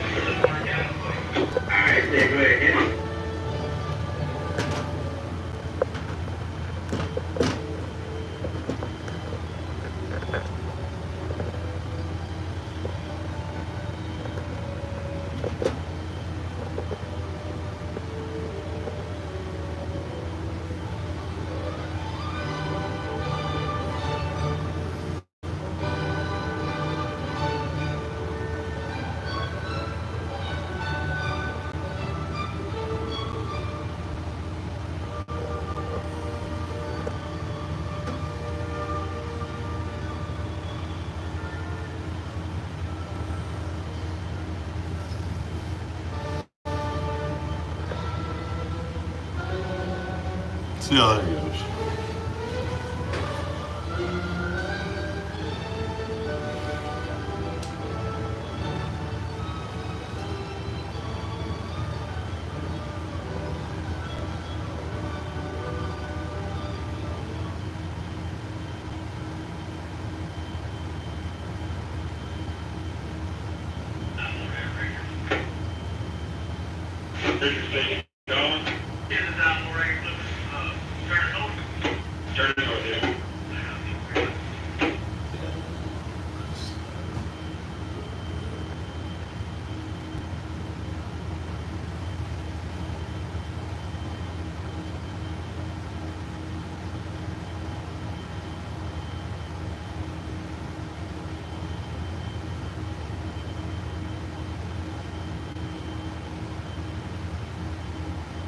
Yeah, that's not bad.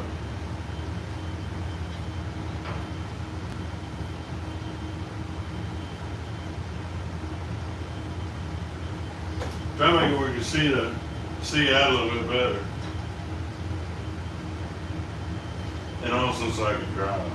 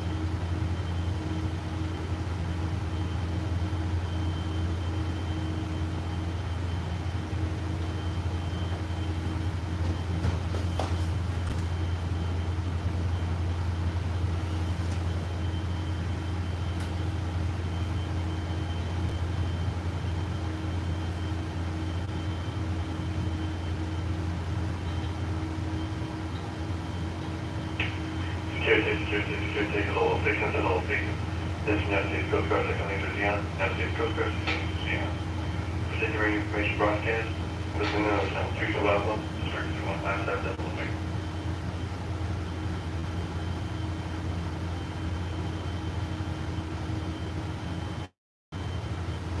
Security, all stations and all stations.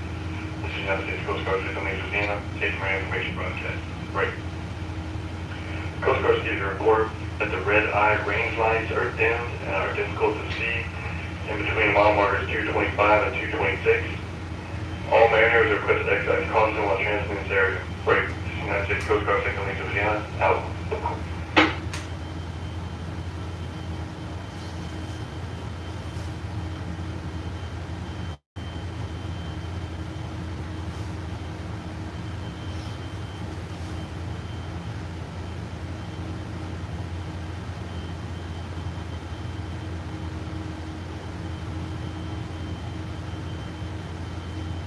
It's coming around the turn here at Wilkinson, and we'll be looking down the bridge and going down through the bridge, the upper Baton Rouge Bridge.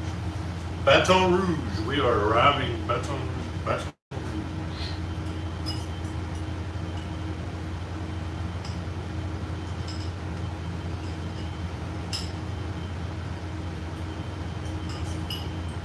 We've got drop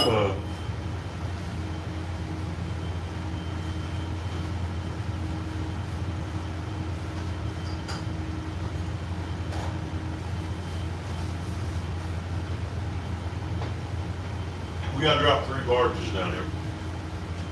So.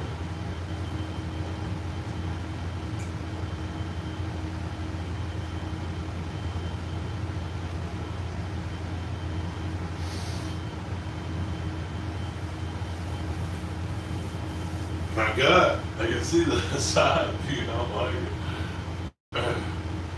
I got muscles there. I got muscles.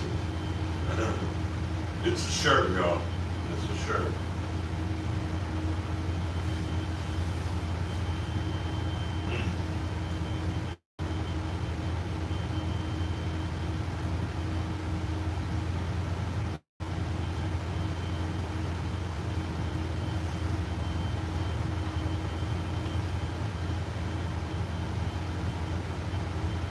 I thought about making a center span, but I think that might be a little much. Live streaming, extreme low water, and I decided to do something for the first time. I've never southbound. I've made it with, you know, just a handful of barges, like 5 or less, but I've never made southbound with 25 through the center span. I'm not, let me say this right now, that's not my intentions, but that could change if things look different as I'm coming around the turn here. Because it's definitely something I thought about.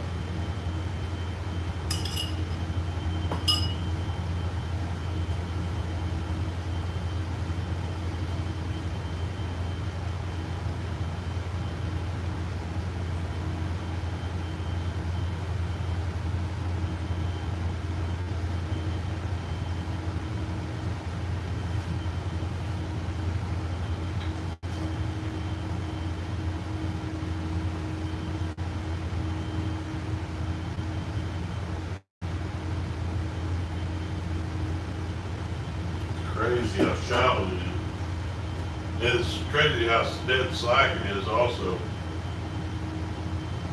Because normally about, yeah, I would be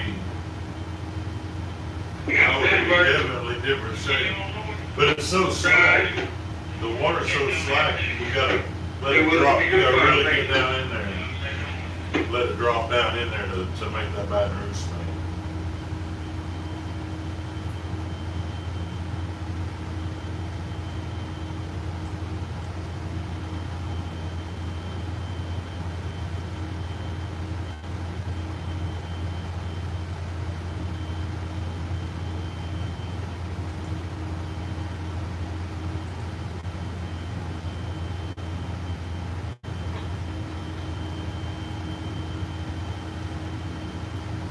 See, we'll start looking, seeing the bridge. The bridge will start coming into view.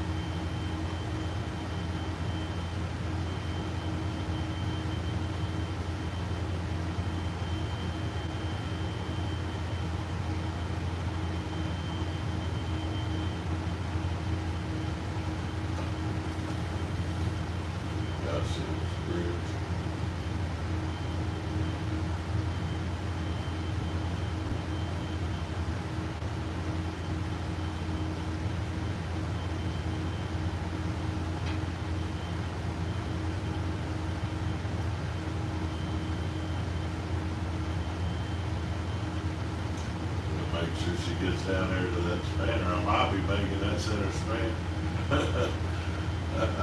I don't intend on it right now, but if it don't drop down in there like I like it, I might. I think I'm gonna let her drop one down in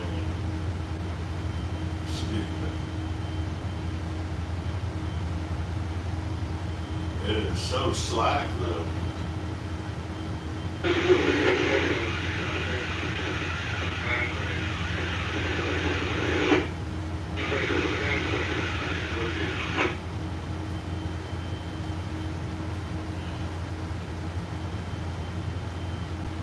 Yeah, there's not even hardly, there's a buoy out there. There's not any hardly, not any whiskers on it. There's not much current down here. I'm making 5 miles an hour coming around the turn. Southbound.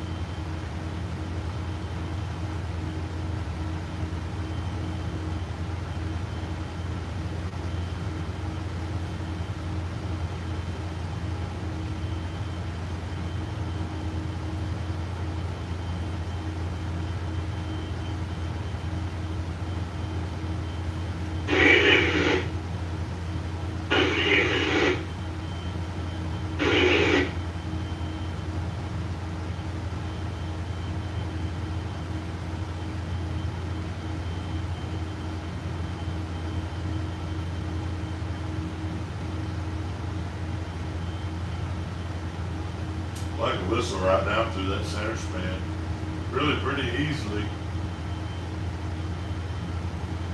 But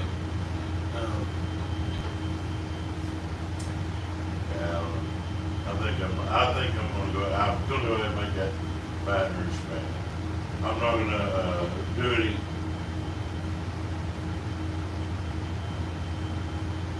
Try any new tricks today. Not gonna try any new tricks today. It really would. It wouldn't be hard, but I think if I had 15 or 20, I probably for sure. But I think I want to drop down in there. It really wouldn't matter, to be honest. Now I'm seeing how it is. I really don't think it would matter. But I'm really kind of already committed to that Baton Rouge thing. It's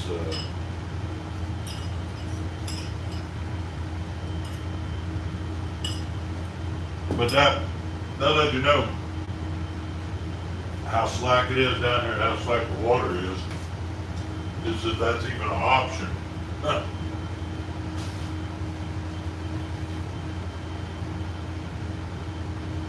Yeah, it's a trip.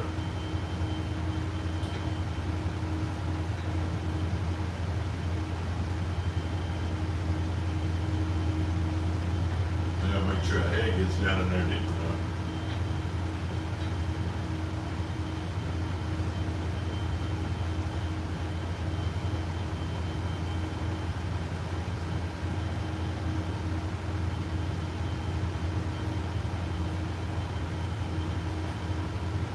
It's slack, so slack.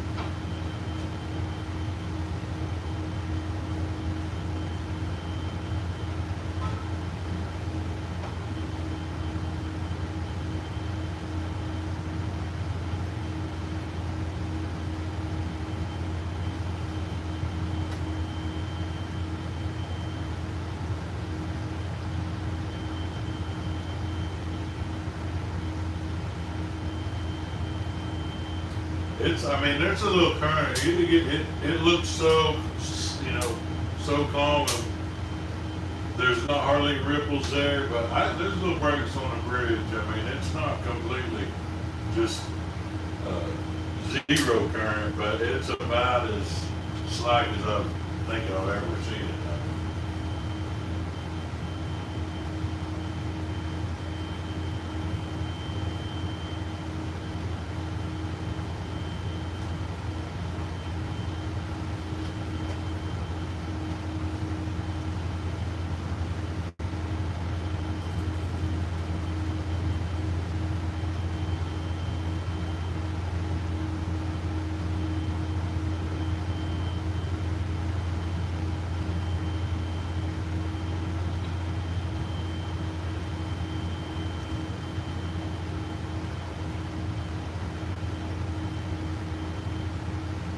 It's just strange.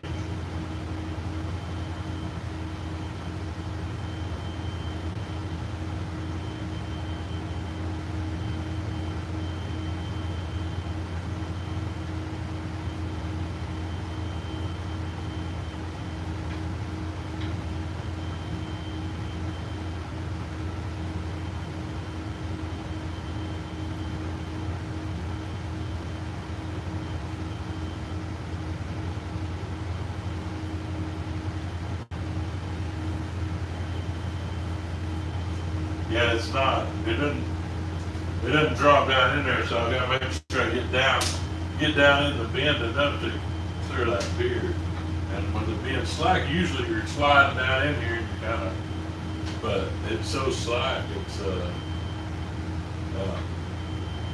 just slack.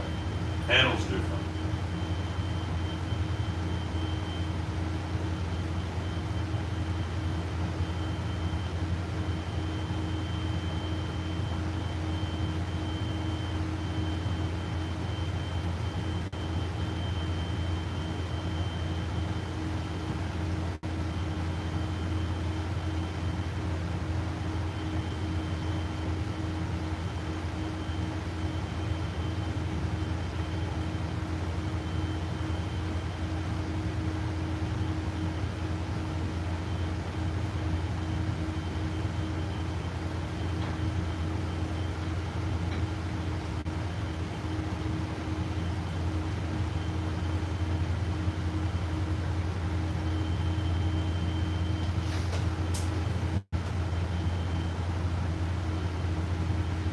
kind of lifting that, getting that head out there, and then I can lift that ass a little bit as I need it.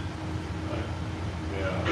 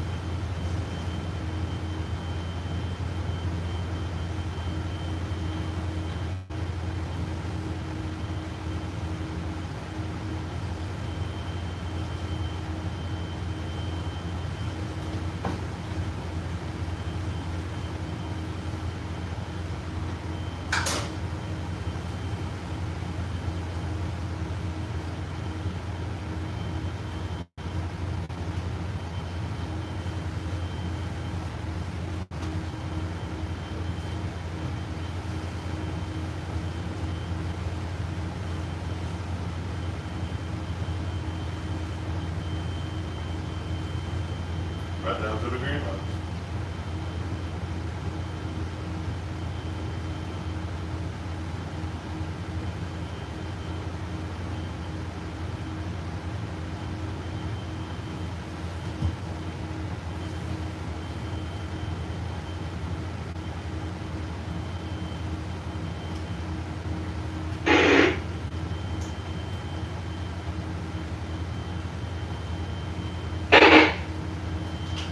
Stone Street, CCI Baton Rouge. CCI. Hey man, coming through the upper bridge, we got 3 barges for you. I got 25 and 3 of them yours. All right, so that 304 is actually dropping off the other ten, all right? Hold on, let me pull them up. I know they have one that's got to go in an album wall, but they won't let us put it on, so I guess we're gonna log it in and out throughout the week. All right?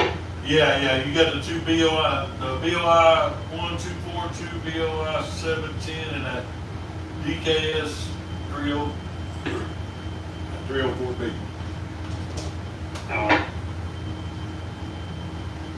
Was that the one you was talking about? Yeah, Roger. Okay. And they out on the head, we got them 2 will be, shipped, a couple of ships, but they all out on that port side out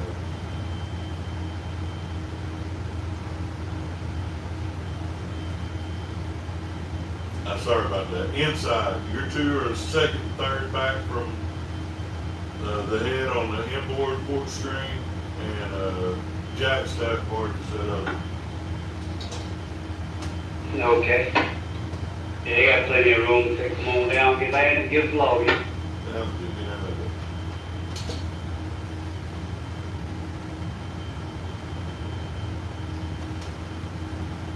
The bridge, green line, a little bit off, but like,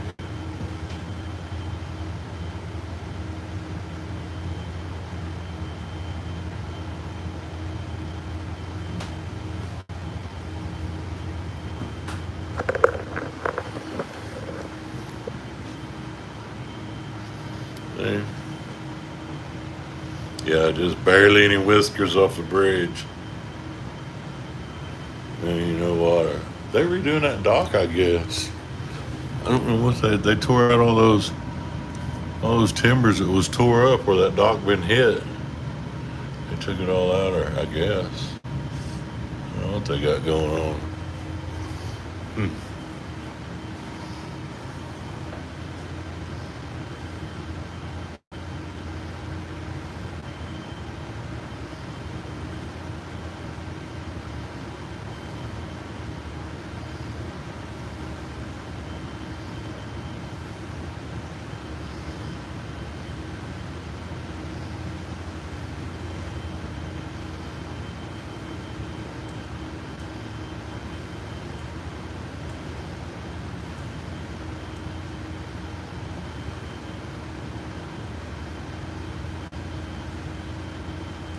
Coming off the bank above College Town, be headed toward the locks, too.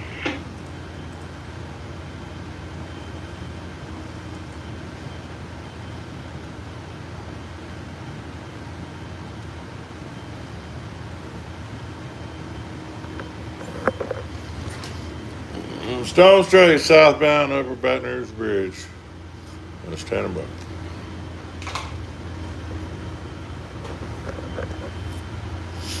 And in Pittsburgh, North Valley, run below 494 Bay to Pittsburgh. There's the Capitol building. Baton Rouge. I-10 bridge down there.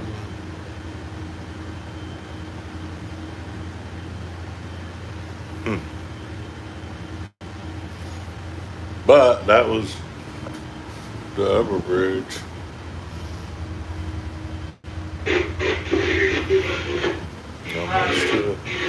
Not much to it. It's like the water, man. It's easy driving as long as you got water. But we down here now. We're down below the bridge. We're down here in the ship channel. So yeah, it's just not much sweat. Boy, look at you look at that. You see it's stirring up the mud off the bottom. I've never seen it out here stirring up the mud. Well, maybe not. Yeah, you can see it stirring up a little bit. It looked like might have been the clouds. I might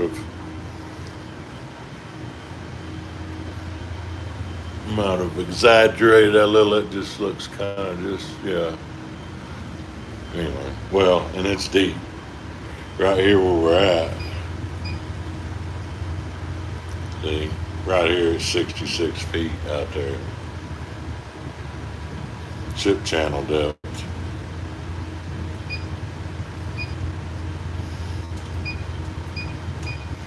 Yeah. Every time we go down, play no more. Every time we go down, play. Yeah, see, that's ship channel stuff out there. We in ship channel stuff down here. So, the Mississippi River ain't quite going dry. But as far as some of those crossings last night, I tell you what, it's about as low as it can get, I think. I mean, where it doesn't, some of the crossings I seen last night were really thin,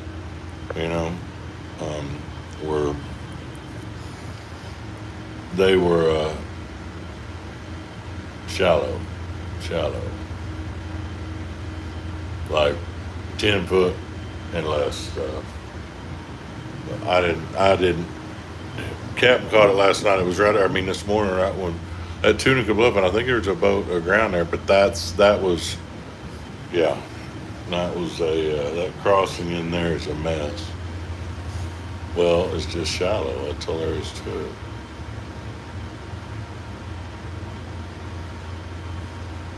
Lewis Stevenson says, watching you on the vessel tracker. That's kind of neat. That's kind of neat. It's been a long live stream of it says here the timer 177 minutes almost. And I guess it's had decent signal enough for it to come through. I'll go back and watch it on replay. But we gotta we're gonna get down here and get back in. Down here at College Town, so time we get down there, get down through. I'll go by the Capitol, by the Capitol building, all that. I'll catch some footage of that, and then we're gonna back in for tow work down there at College Town, and I'm trying to get timing and distance. We are about 6 miles out. Yeah, it's showing me, well, you see the speed. About an hour time I get back in. Within the hour, this next hour, we will have, no, and I'm getting low on battery on here. Hold on. All right, we got to get my battery hooked up. But I've got about another, 6 miles or so to go. So let me get some power going.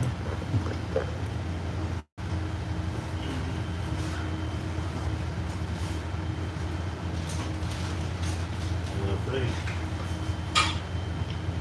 that's all. That's what we got there. We got power. Oh man, I forgot.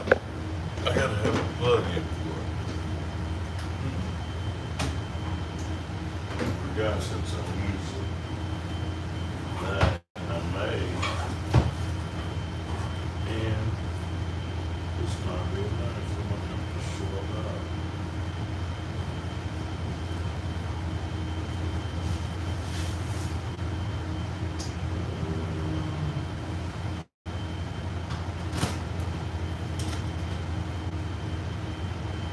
That won't work. That won't work. Ah, yes. Cord. I knew I had one.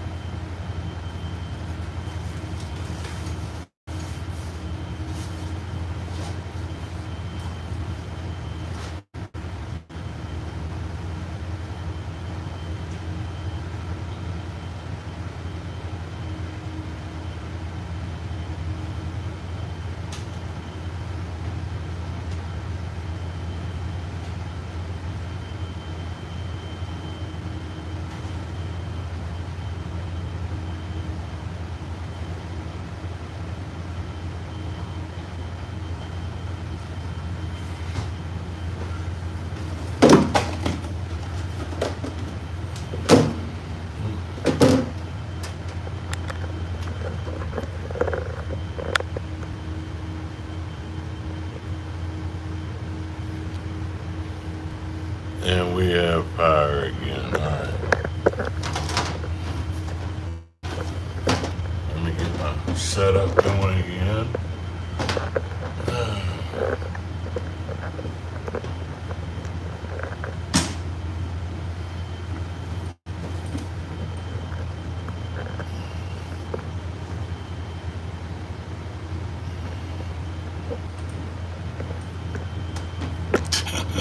My camera placement. I'm sorry, y'all.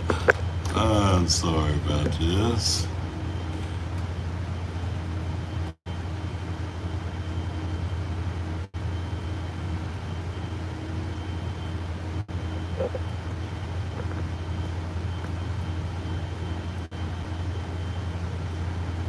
There. I think I might like that. I'll probably tweak with it some more.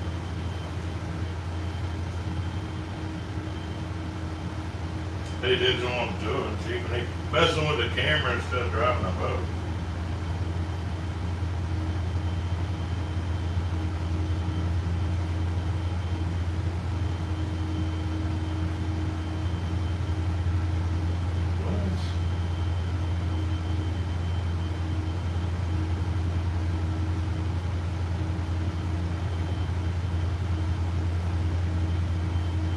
Motorcycle rally.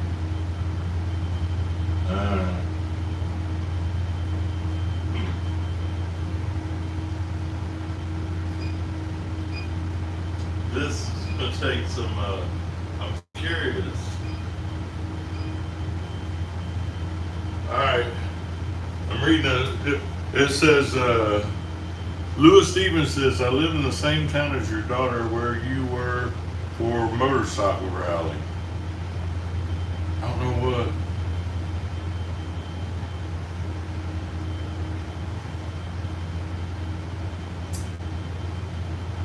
It's got, I don't know, Lewis, what motor, she lives in El Reno. You live in El Reno? I'm trying to know what motorcycle rally. I don't remember. Did I post something about a motorcycle rally? Oh, Texas City. Yeah. Daughter-in-law. That's my wife's son and daughter. And okay, yeah. I got it. That was yeah, my son-in-law, his wife, and Miss Grace, the granddaughter. Okay, I got you. That threw me off. I was trying to figure. I was like, what bike rally? I have not been to a bike rally, and in El Reno, I couldn't. All right, we're straight. Thanks, Lewis. Yeah, that had me perplexed a little bit there. Anyway.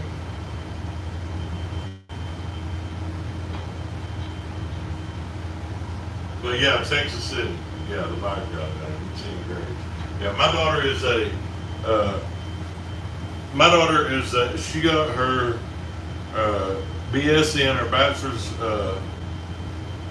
She's a nurse. She's a nurse and she works in Oklahoma City, OU Medical. She works in cancer research. She does something with the protocols on whatever the stuff they do with cancer patients, and specializing, I think, in throat and neck. But yeah, that's what she does. That's what she worked. She was an ICU RN. She was a nurse RN working ICU at OU at the big hospital in Oklahoma City during the pandemic. That was straight out of college. That was her first job. Like, jumped right into the fire. I mean, literally dealing with death on a daily basis. It was. I'm very proud of my daughter. Very proud of both my kids. But yeah, that threw me off with her. Texas City. That's Roe, my wife. That's her son, Jake, and Crystal, his wife, and Grace. Yeah.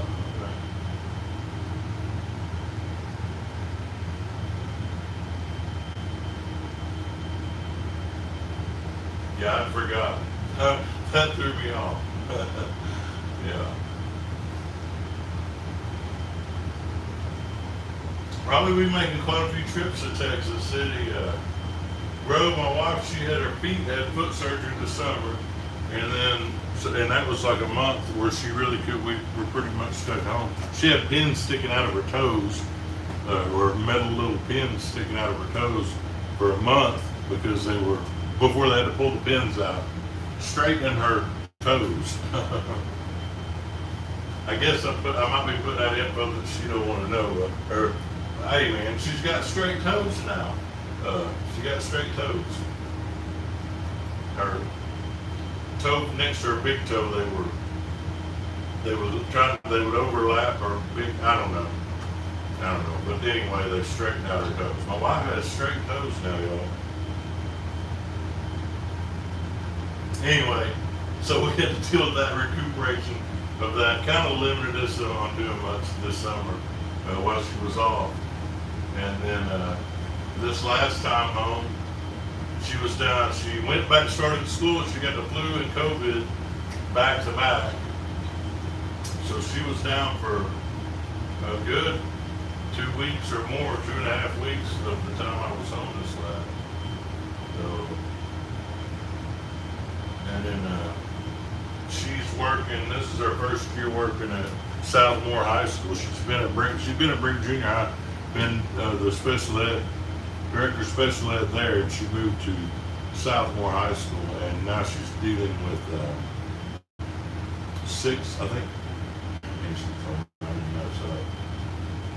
Like 6 or 7 of her that she has students, and 4 of them have feeding tubes, and none of them, they're all wheelchair bound, and yeah, man, she works with she does some amazing work with some great kids, man.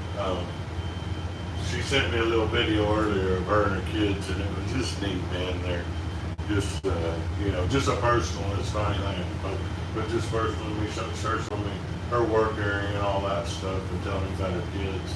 But I'm looking forward to meeting them. I've not seen or met the kids yet, so I'm looking forward to it. She's told me about them. Sound like a really neat bunch of kids, getting to know them and stuff. I'm telling you, that girl, she's a saint. I found somebody that has patience because of her job. I realize how much, the amount of patience she has to deal with me and when she's off work. Because I am definitely a special needs person. I have very special needs. I don't mean to be, I don't mean to, well, you know what I'm saying.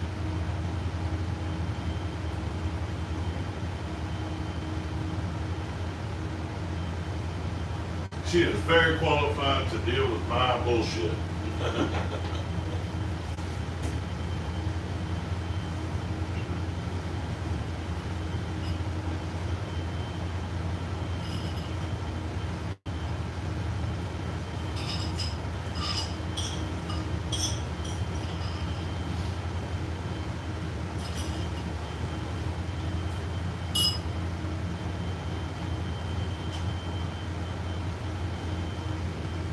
Oh, it's a Capitol building. Yeah.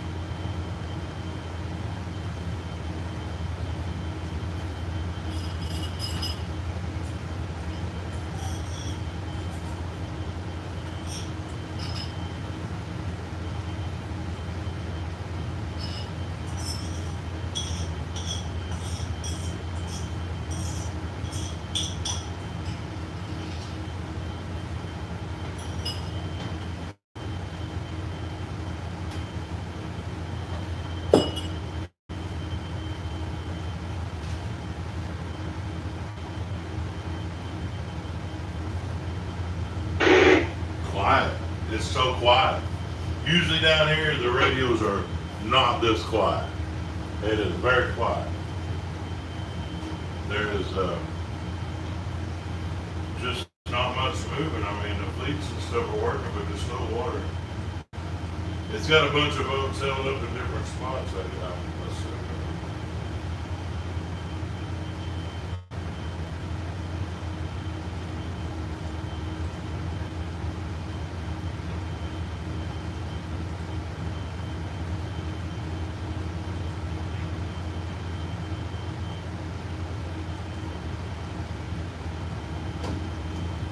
Stone Strait City, Pittsburgh.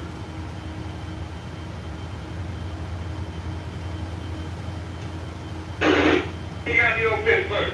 I see you on one. And Ryan, we're gonna start for the one.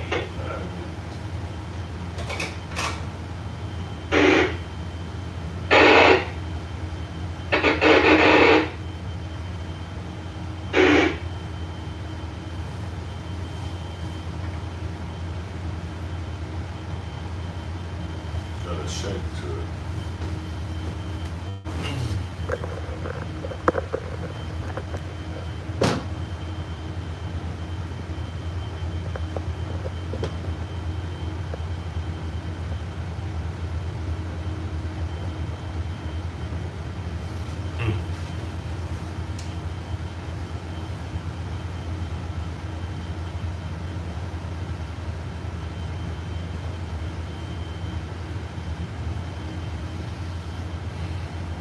No, it was somebody wanted to know what I was eating.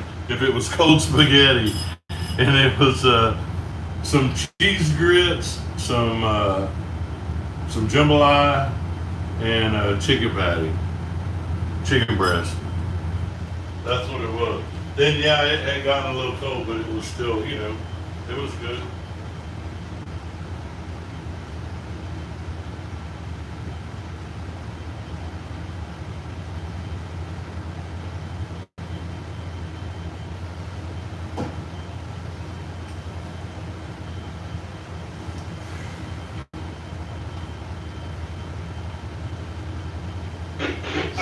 Little more. It's a little finicky.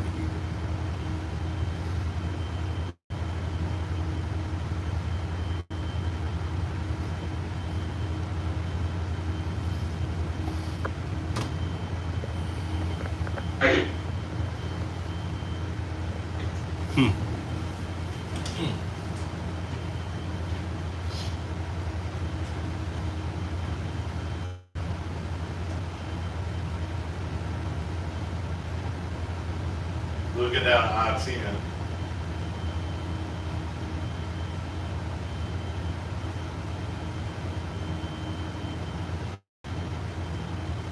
I have, somebody want to know about the draft restrictions on the upper? I have no idea.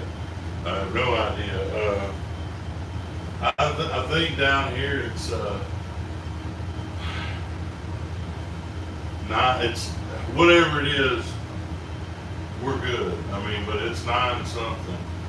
I think we've got some barges overdraft, but they're in the placement where they're supposed to be and all that good stuff. I'm backwatch, and I really do know Captain Mike really well, so some of that stuff I trust. I trust him on it. But as far as knowing exactly what all our barges are, I've got them right there. I mean, I can pull them up and look, but yeah. And I'm just saying that because I really don't know what the restrictions are on the upper. I haven't been up there this trip yet, so I do not know.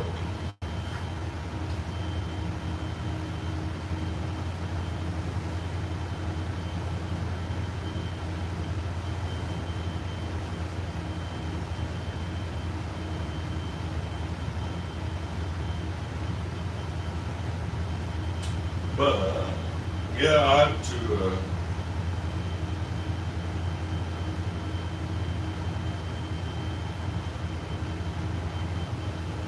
I have to check. I'll know once we get northbound and start heading up. I'll definitely know all the restrictions for up north. But I had, like I said, I got on southbound Lake Providence. I was just worried about stuff down here before, yeah. That was my biggest concern, and there was a lot to be concerned about.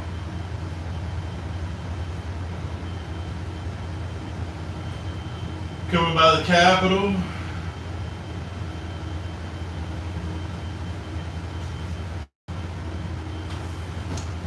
I forgot you could stay plugged up. I don't want to.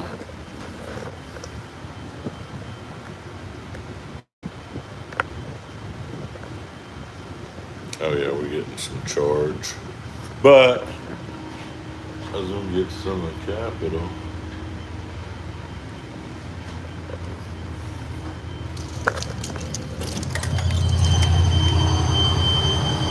Capitol building, Baton Rouge, I-10.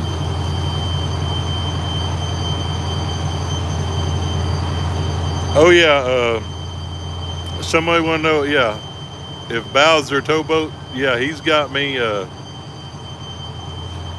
he's got a couple of, he's got somewhere, he had the drone like right in front of me.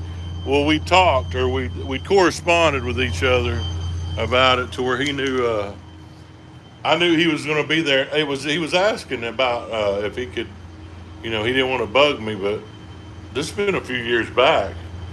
And I said, no, man, you can drive that thing into if you can drive it through the door of the wheelhouse, I'll leave the door open. But he just didn't want to bother me or, anything unsafe. But he had the drone just right, looking at the wheelhouse right in front of me, like, 25, 30 feet out. And then he's got he's got me on the Brittany Lee coming into the lock northbound up there, or coming in 27. And then he's got on the brook, there's a couple of videos of that. I think they're on. I think it says Mark Twain. You know, I think he even told me he was on there.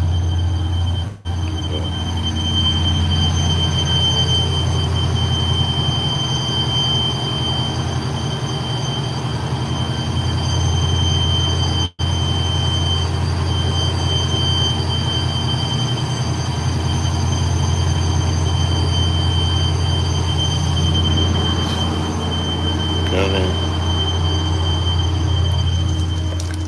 a little sticky out, a little humid.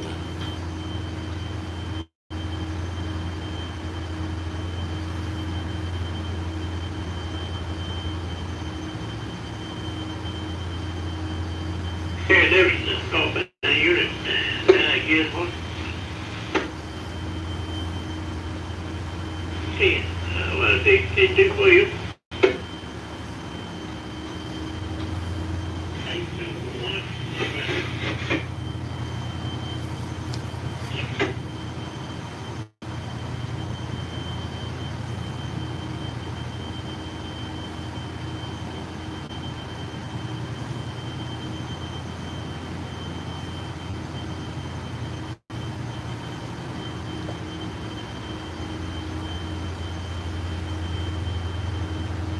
I-10.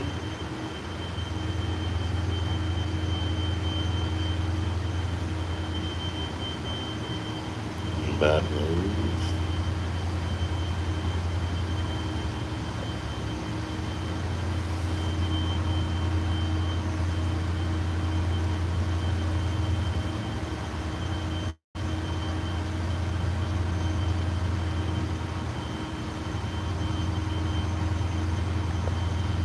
I don't know what they got going there. Oh, a little crew boat setup or something.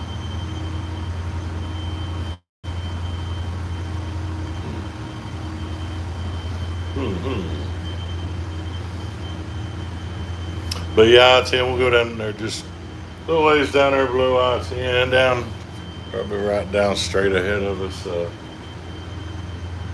on that riverbank. Actually, probably that's College Town, like just straight ahead.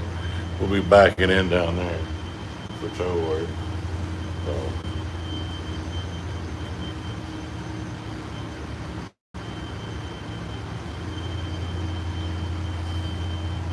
yeah, see how this goes today. I-10 looked like a little traffic on I-10 moving slow. It's moving.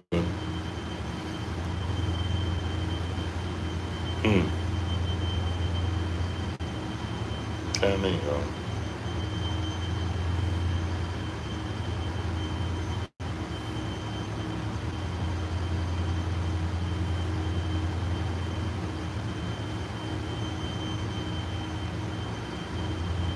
Yeah.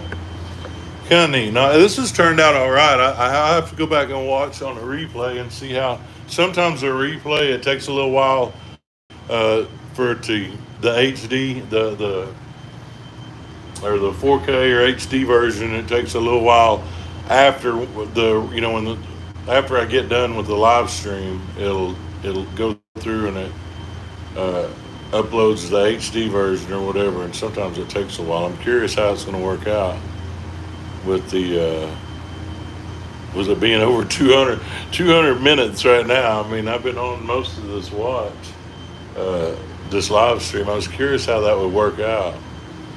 Um, battery uh, batteries was something I was concerned about, my charger, but it's not. We got 30%. I just plugged it in and I set it there, so it doesn't eat as much battery as I anticipated. It does eat the battery up, but over 2-3 hours, not nothing quick. And the Capitol, coming by the Capitol.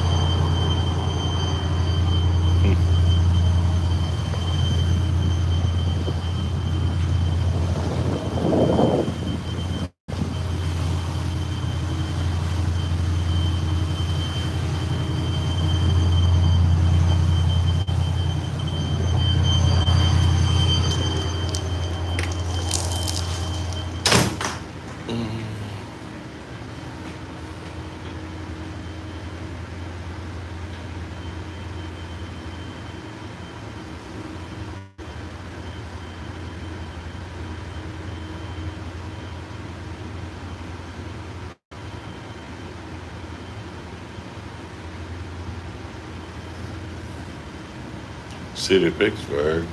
Well, he looking right across them cover tops.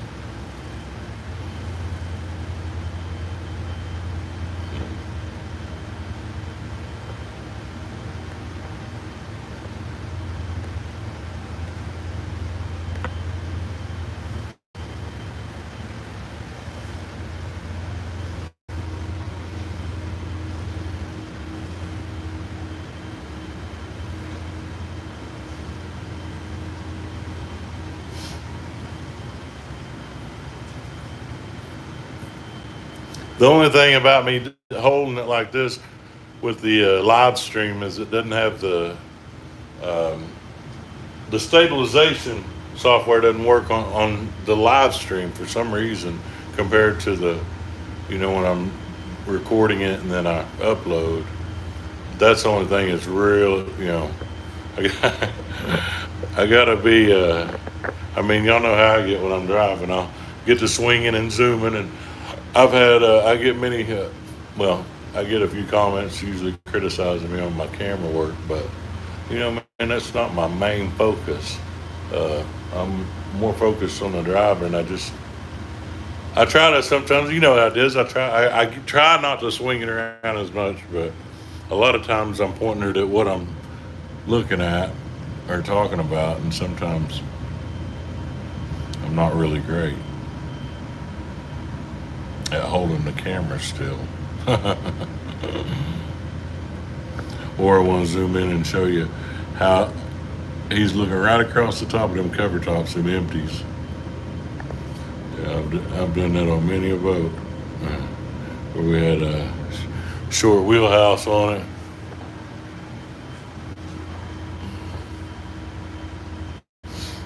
But that's Dalco dock right there. They run crew changes for us down here.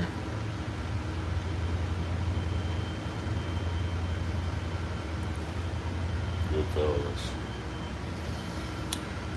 Give my Dalco fellas a shout. Yeah, they're some good folks. They bring supplies out, groceries and crew changes for us.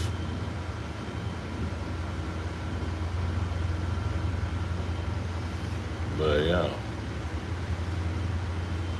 Well, the traffic is slowed considerably on the bridge from when I saw just a few minutes ago. It's slowed down now. Well, it was slow, but it's slower. Anyway.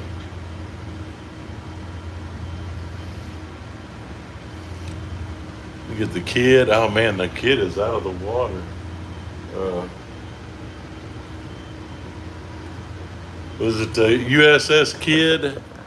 The old World War II era vessel over there? Yeah, it's completely out of the water now. Usually it sets in some water, but man, I'm sorry about the zoom, y'all. I got to do a finger pinch, and it's not really easy to do. I'll just hold off on zooming so much. Let's see, what boat is it over there? Let's see.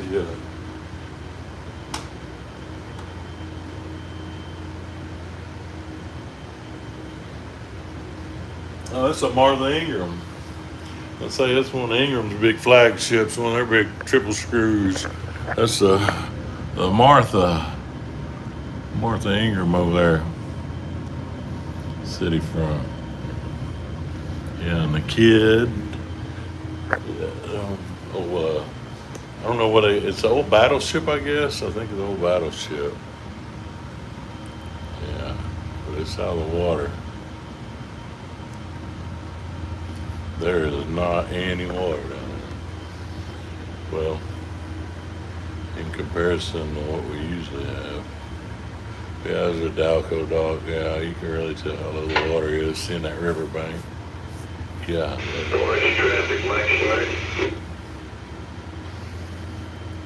Coming through I-10. Man, in the radio traffic, there's not much moving down here.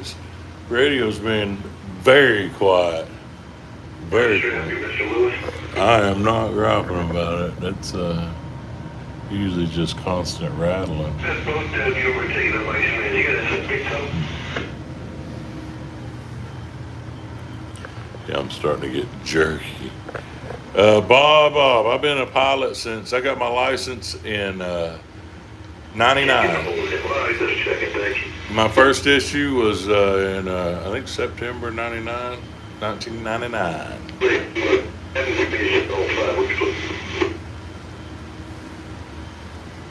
Yeah, there's a dock of those. Ship on dock. And we'll go down there about, yeah, straight down through there, and we'll stop, get back in for tow work. You don't have too much of this watch left. Already 3 o'clock. I go off watch at 5, so by the time I get down there and get settled in, get back in, get the log us in and all that stuff of paperwork, my watch will be pretty much over.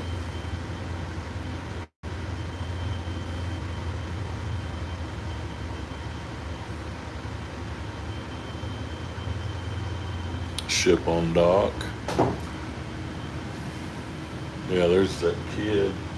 Let me look at my binoculars. I can't remember. It's the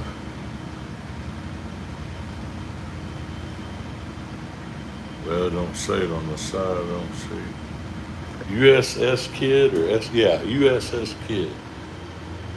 But I don't remember what it is. I don't remember if it's a old. I don't think it's a battleship, but I'm not for sure what it is. A World War II era boat.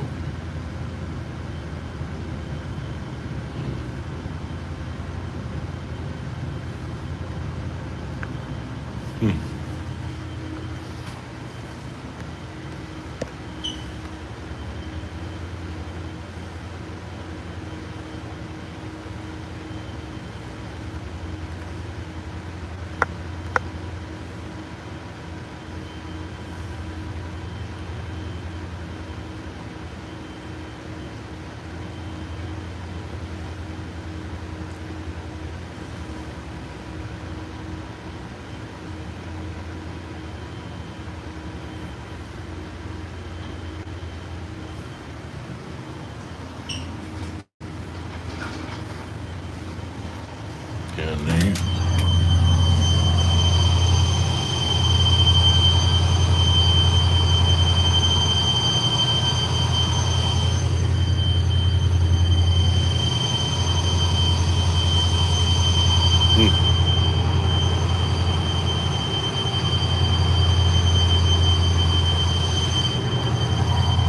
I can't get over that shiny that brass. You see my setup. In there. Yeah, Jesse keeps the boat looking good, though, man. He's a great mate. Yeah, traffic's slow. Very slow. On the eastbound lanes.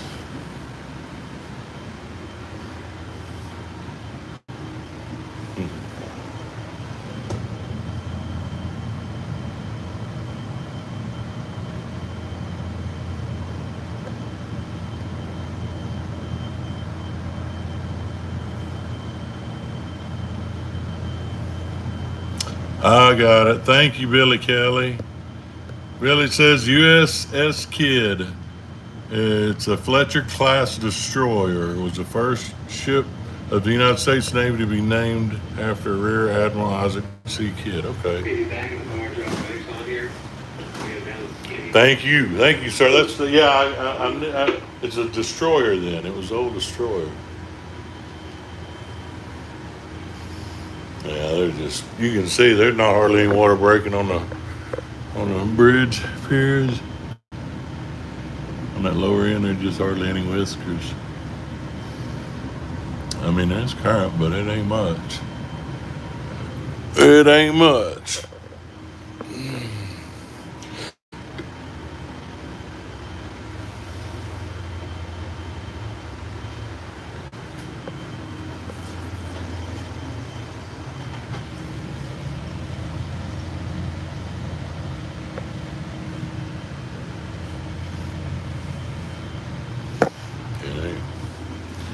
through I-10.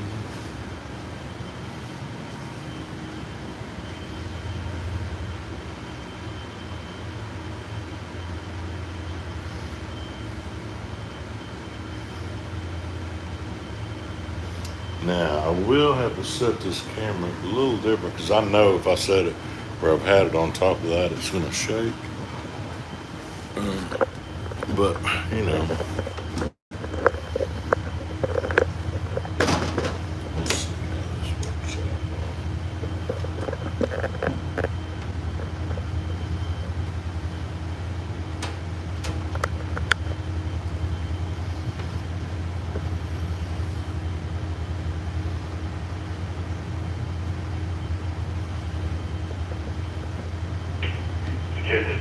Security, hello, fixing, hello, fixing. This is United States Coast Guard, Tiffany, Louisiana. United States Coast Guard, Tiffany, Louisiana. Taking ready information broadcast. Listening to us now, 2 to Alpha. Turn to 157, 1 megahertz. I gotta have my hands free a little bit while I'm getting back in.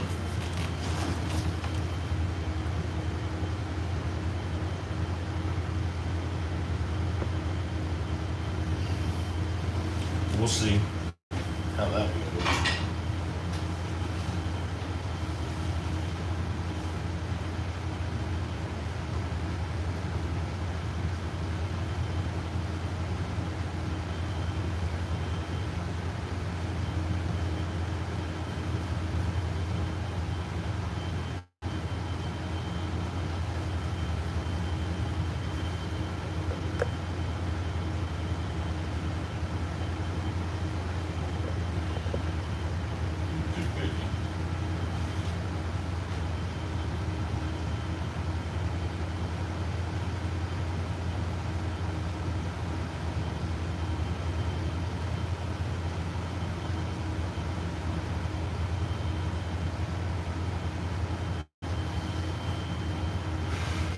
Listen.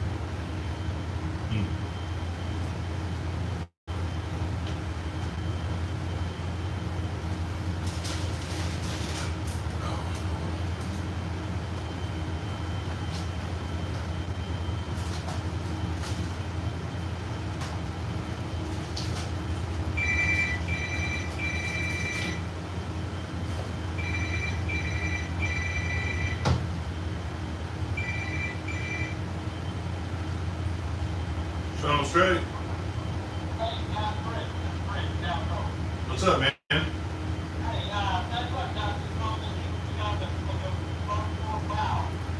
I think it's some oil or I think it's some for oil field stuff or offshore or something. I don't know what it is.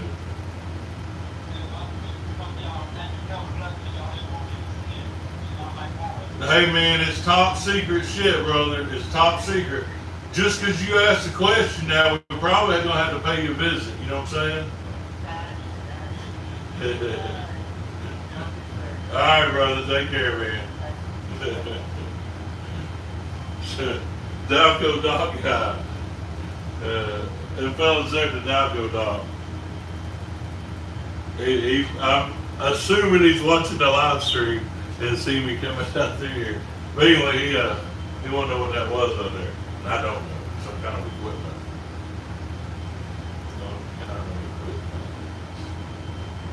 But yeah, we're gonna back in right there. I'm gonna get kind of drive over this thing on back so far. We're at right there. And get back in. Right there in College Town, right above College Town. It's a light down for navigation.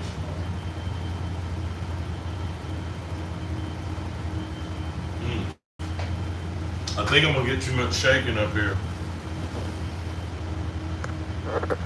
It's shaking a little bit much, and I know it's gonna shake a lot when I start back, and so I know that's not gonna be an option. Let me see where we're at on my battery.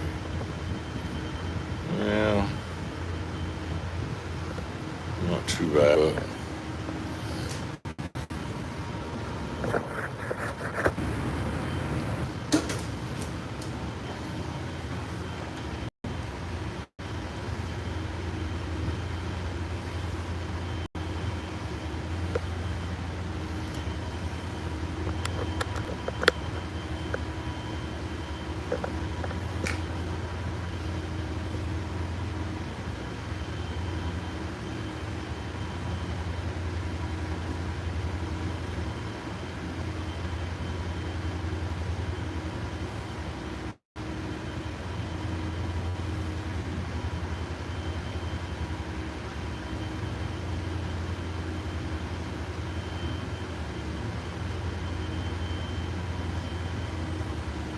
I was just looking over my parking spots. That's kind of what I'm doing.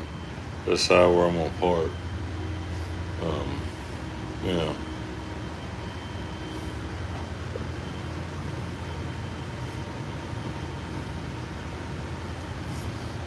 And that's a Port Allen lock right there, 4-bay. The Port Allen lock 4-bay. Well, it's narrow and shallow looking too.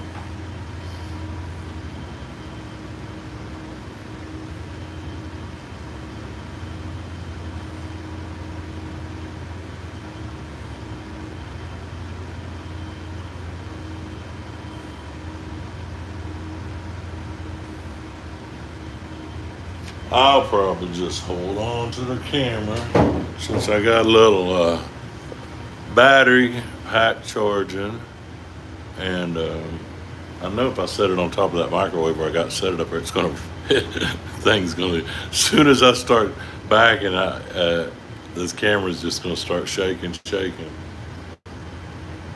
like that. It won't be a very good viewing experience.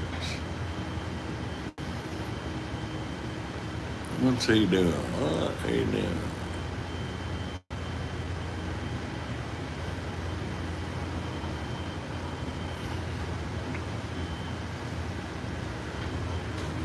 Let's see what Faye, what's he doing out there?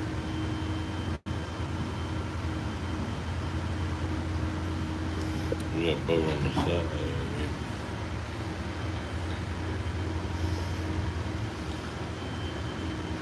Oh, that was where that little crew boat, that was where that Dalco boat was going.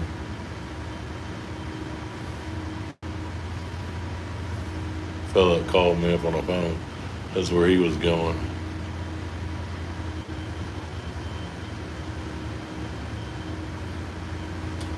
Well, yeah. Well, one thing about it ain't gonna take too much for this old girl to stop. We'll slow her down. We'll slow her down though, so we don't have to do too much backing. See, I'm 1 mile ring. I'm about a 1 mile from where I want to stop, and yeah, I'll just, instead of doing so much shaking and rattling, we'll just let her ease down there on clutch, get a little closer, and then we'll just back slow. Hey there, Alvin Johnson. Easier on the equipment. Doesn't wake the fellas up downstairs that are sleeping. All that. So. Exxon Baton Rouge, you looking at top round?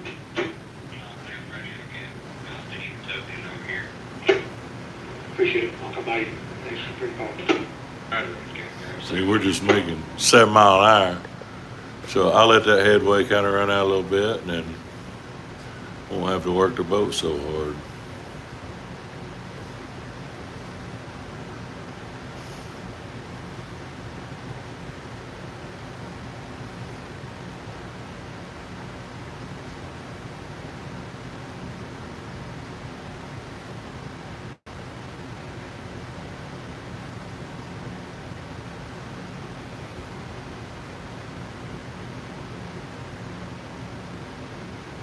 But yeah, it's been a good afternoon. It's been a really good afternoon.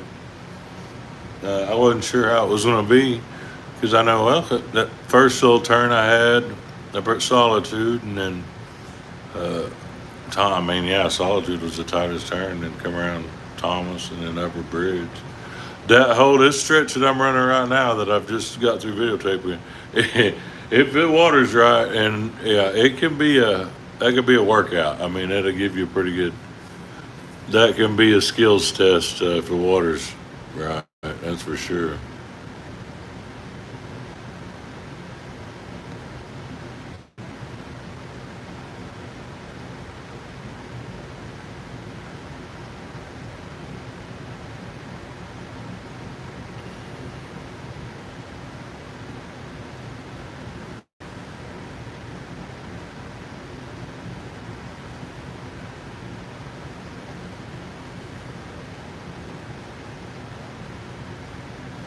Somebody want to know a deck crew? We got four. Yeah, 4-man deck crew on here. Pretty sure we do. Yeah, sometimes we run 5 if they are on call watchman, but we got 4-man deck crew. We got 2 wheelmen, a chief engineer, a cook, and 4 deck crew.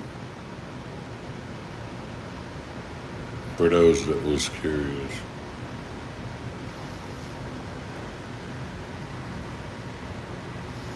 I had to drive it over there to where we're going to get the thing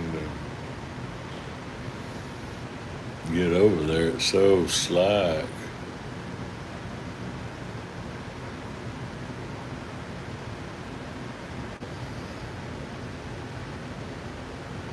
Literally drive it to the parking spot instead of flanking over to it. I'm out here wide. I'm out here a lot wider than what I probably would have been. But I see that boat there, he was doing something, so I didn't really want to kind of point at him too much. But all of that bank's all clear except for the boat right there. Right? I'm going to stop above him.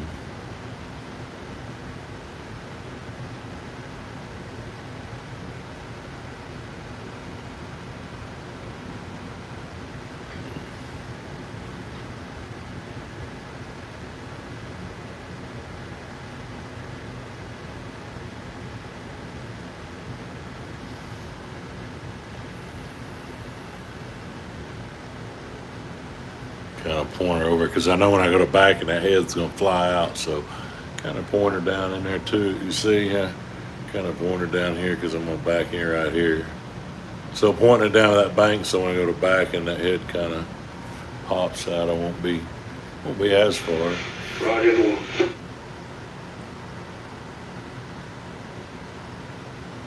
Yeah, somebody says the Missouri River had a 6-man deck crew. I worked with that when I broke in. That was we had a 6-man deck crew up on that Illinois River. We were doing a lot of tow work, a lot of lock. I mean, it was constant. We stayed busy.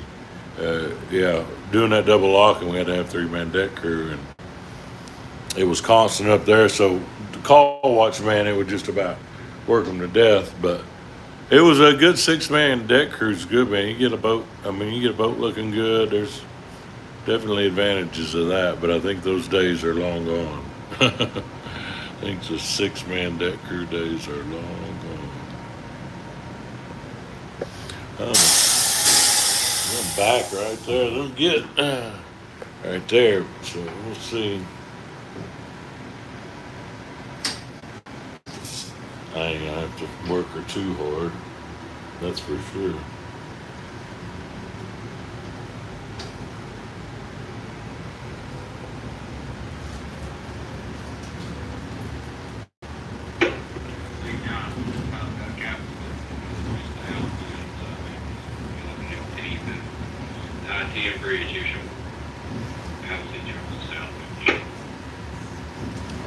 It's so slack. Main thing I just wanted to get a swing like that, but yeah, I just got her back real slow. A little over clutch back, and I think she'll get down there and it'll stop pretty quick if I need her to.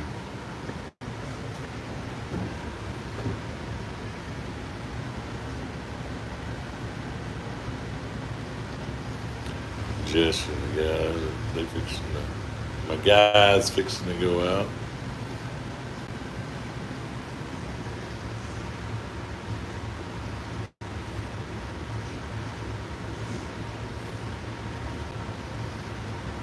And that's LSU football. So I can't see where.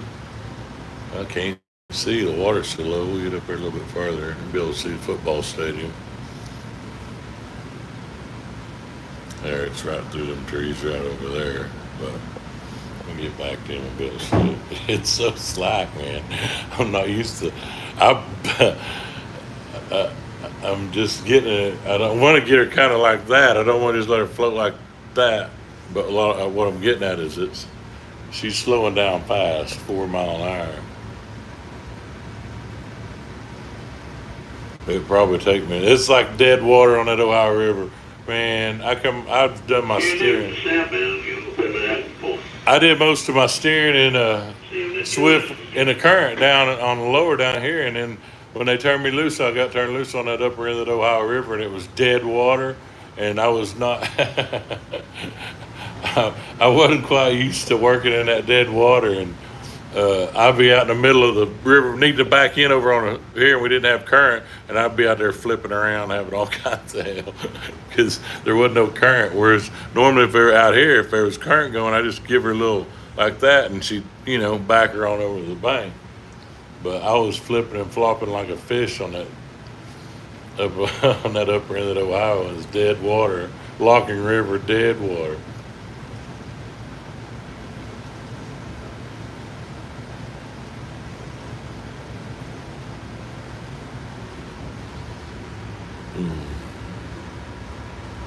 Yeah, she's slowing down easy. I mean, it just barely. That's the thing, There's not a need to work in the boat too hard. We got plenty of room, plenty of room and space. And with this dead slack water, man,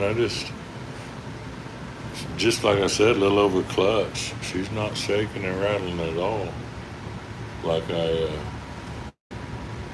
anticipated. I might have to check her a little more. I don't want to drop down. I don't want to get down on him, but I got to get down below this fleet here before I can get back in.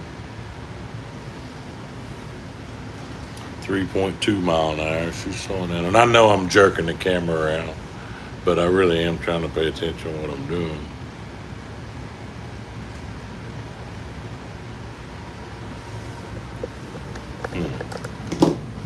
I did think about that.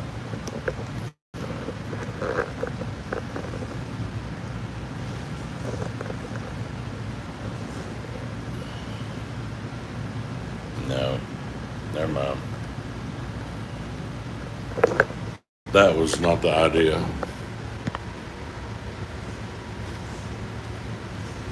Yeah, Captain Click, it is definitely quiet. Since I've come around Thomas up there, I think I've talked to two, I don't know. It's just very quiet, eerily quiet down here, eerily quiet. Like I said, though, with the dredging up north and stuff, they get these boats get held up. They've got river closures. Well, they do. They got river closure where we come through last night, I think, or this morning. I think they're at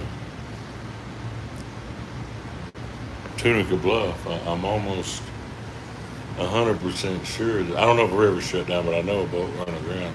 See, anyway, I had to get below that fleet before I could go over to the shore. So,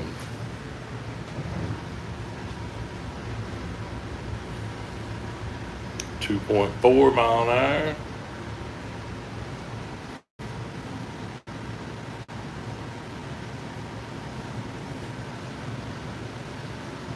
And see, I'm just backing slow.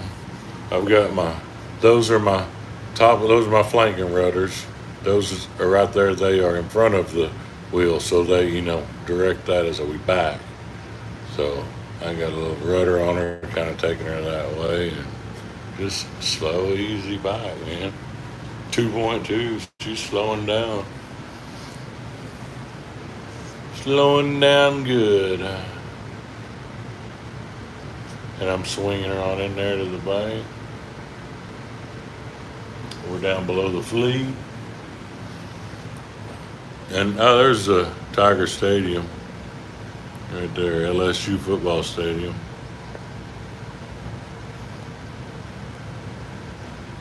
Well,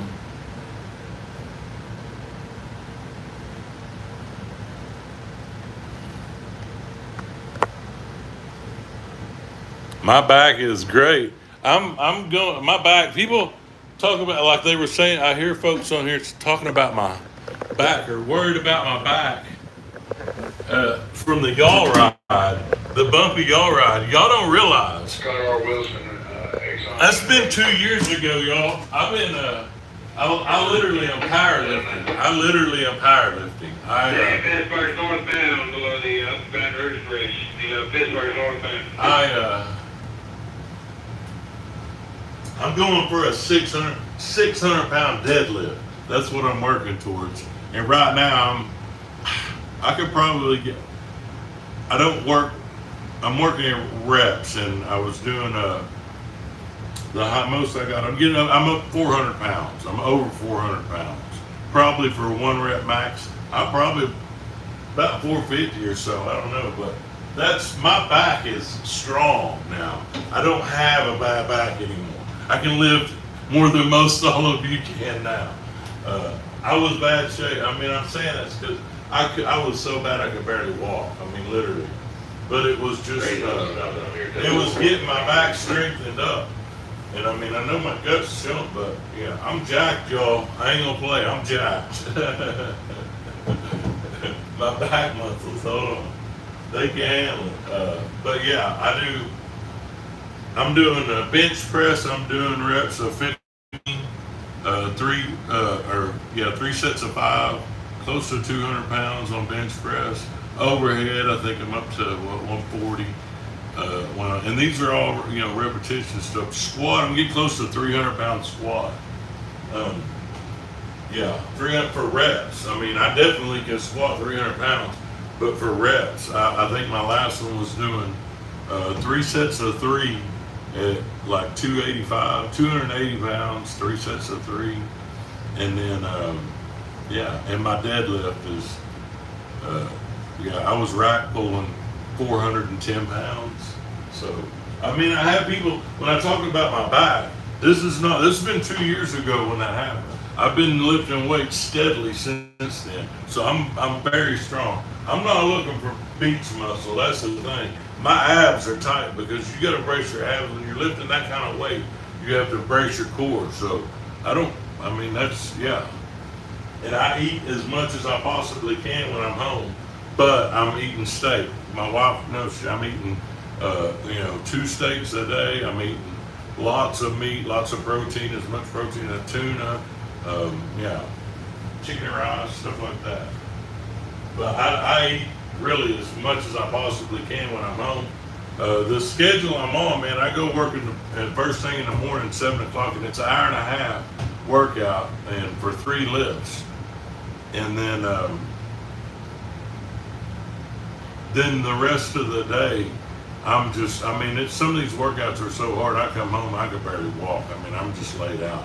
And then getting as much protein as I can in my body. I mean, I'm really having to build a lot of muscle because my goal is a 600 pound deadlift. I think by next summer I ought to be the 600 pound deadlift. We'll see. I don't know. But I have a full-time trainer. I don't lift anything without the trainers. I have Phoebe and Chase at Starting Strength, and I'm sold on y'all. I get to preaching about it if I get to talking too much, but I'm sold on the Starting Strength, man. I've added so much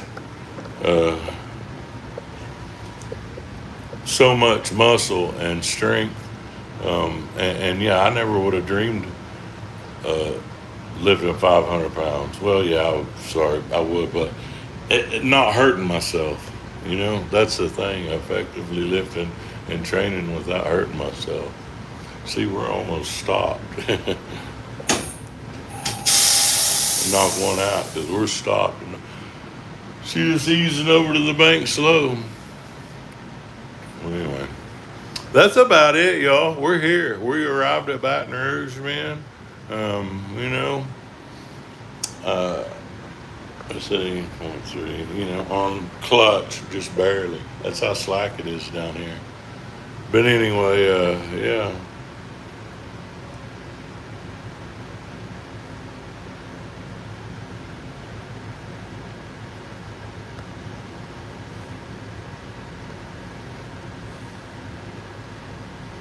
Trying to read some of these before I get off.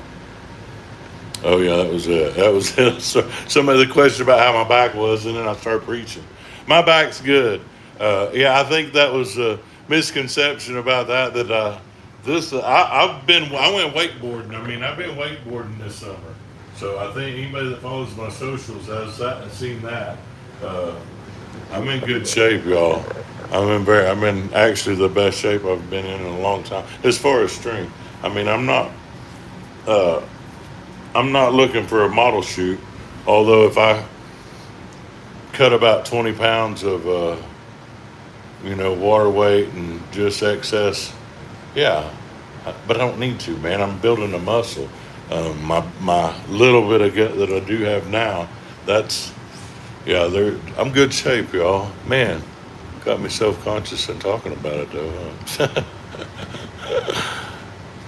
Anyway, this was a long one. Almost 240 minutes long. All right, y'all. That experiment worked okay. I didn't crash on a live stream.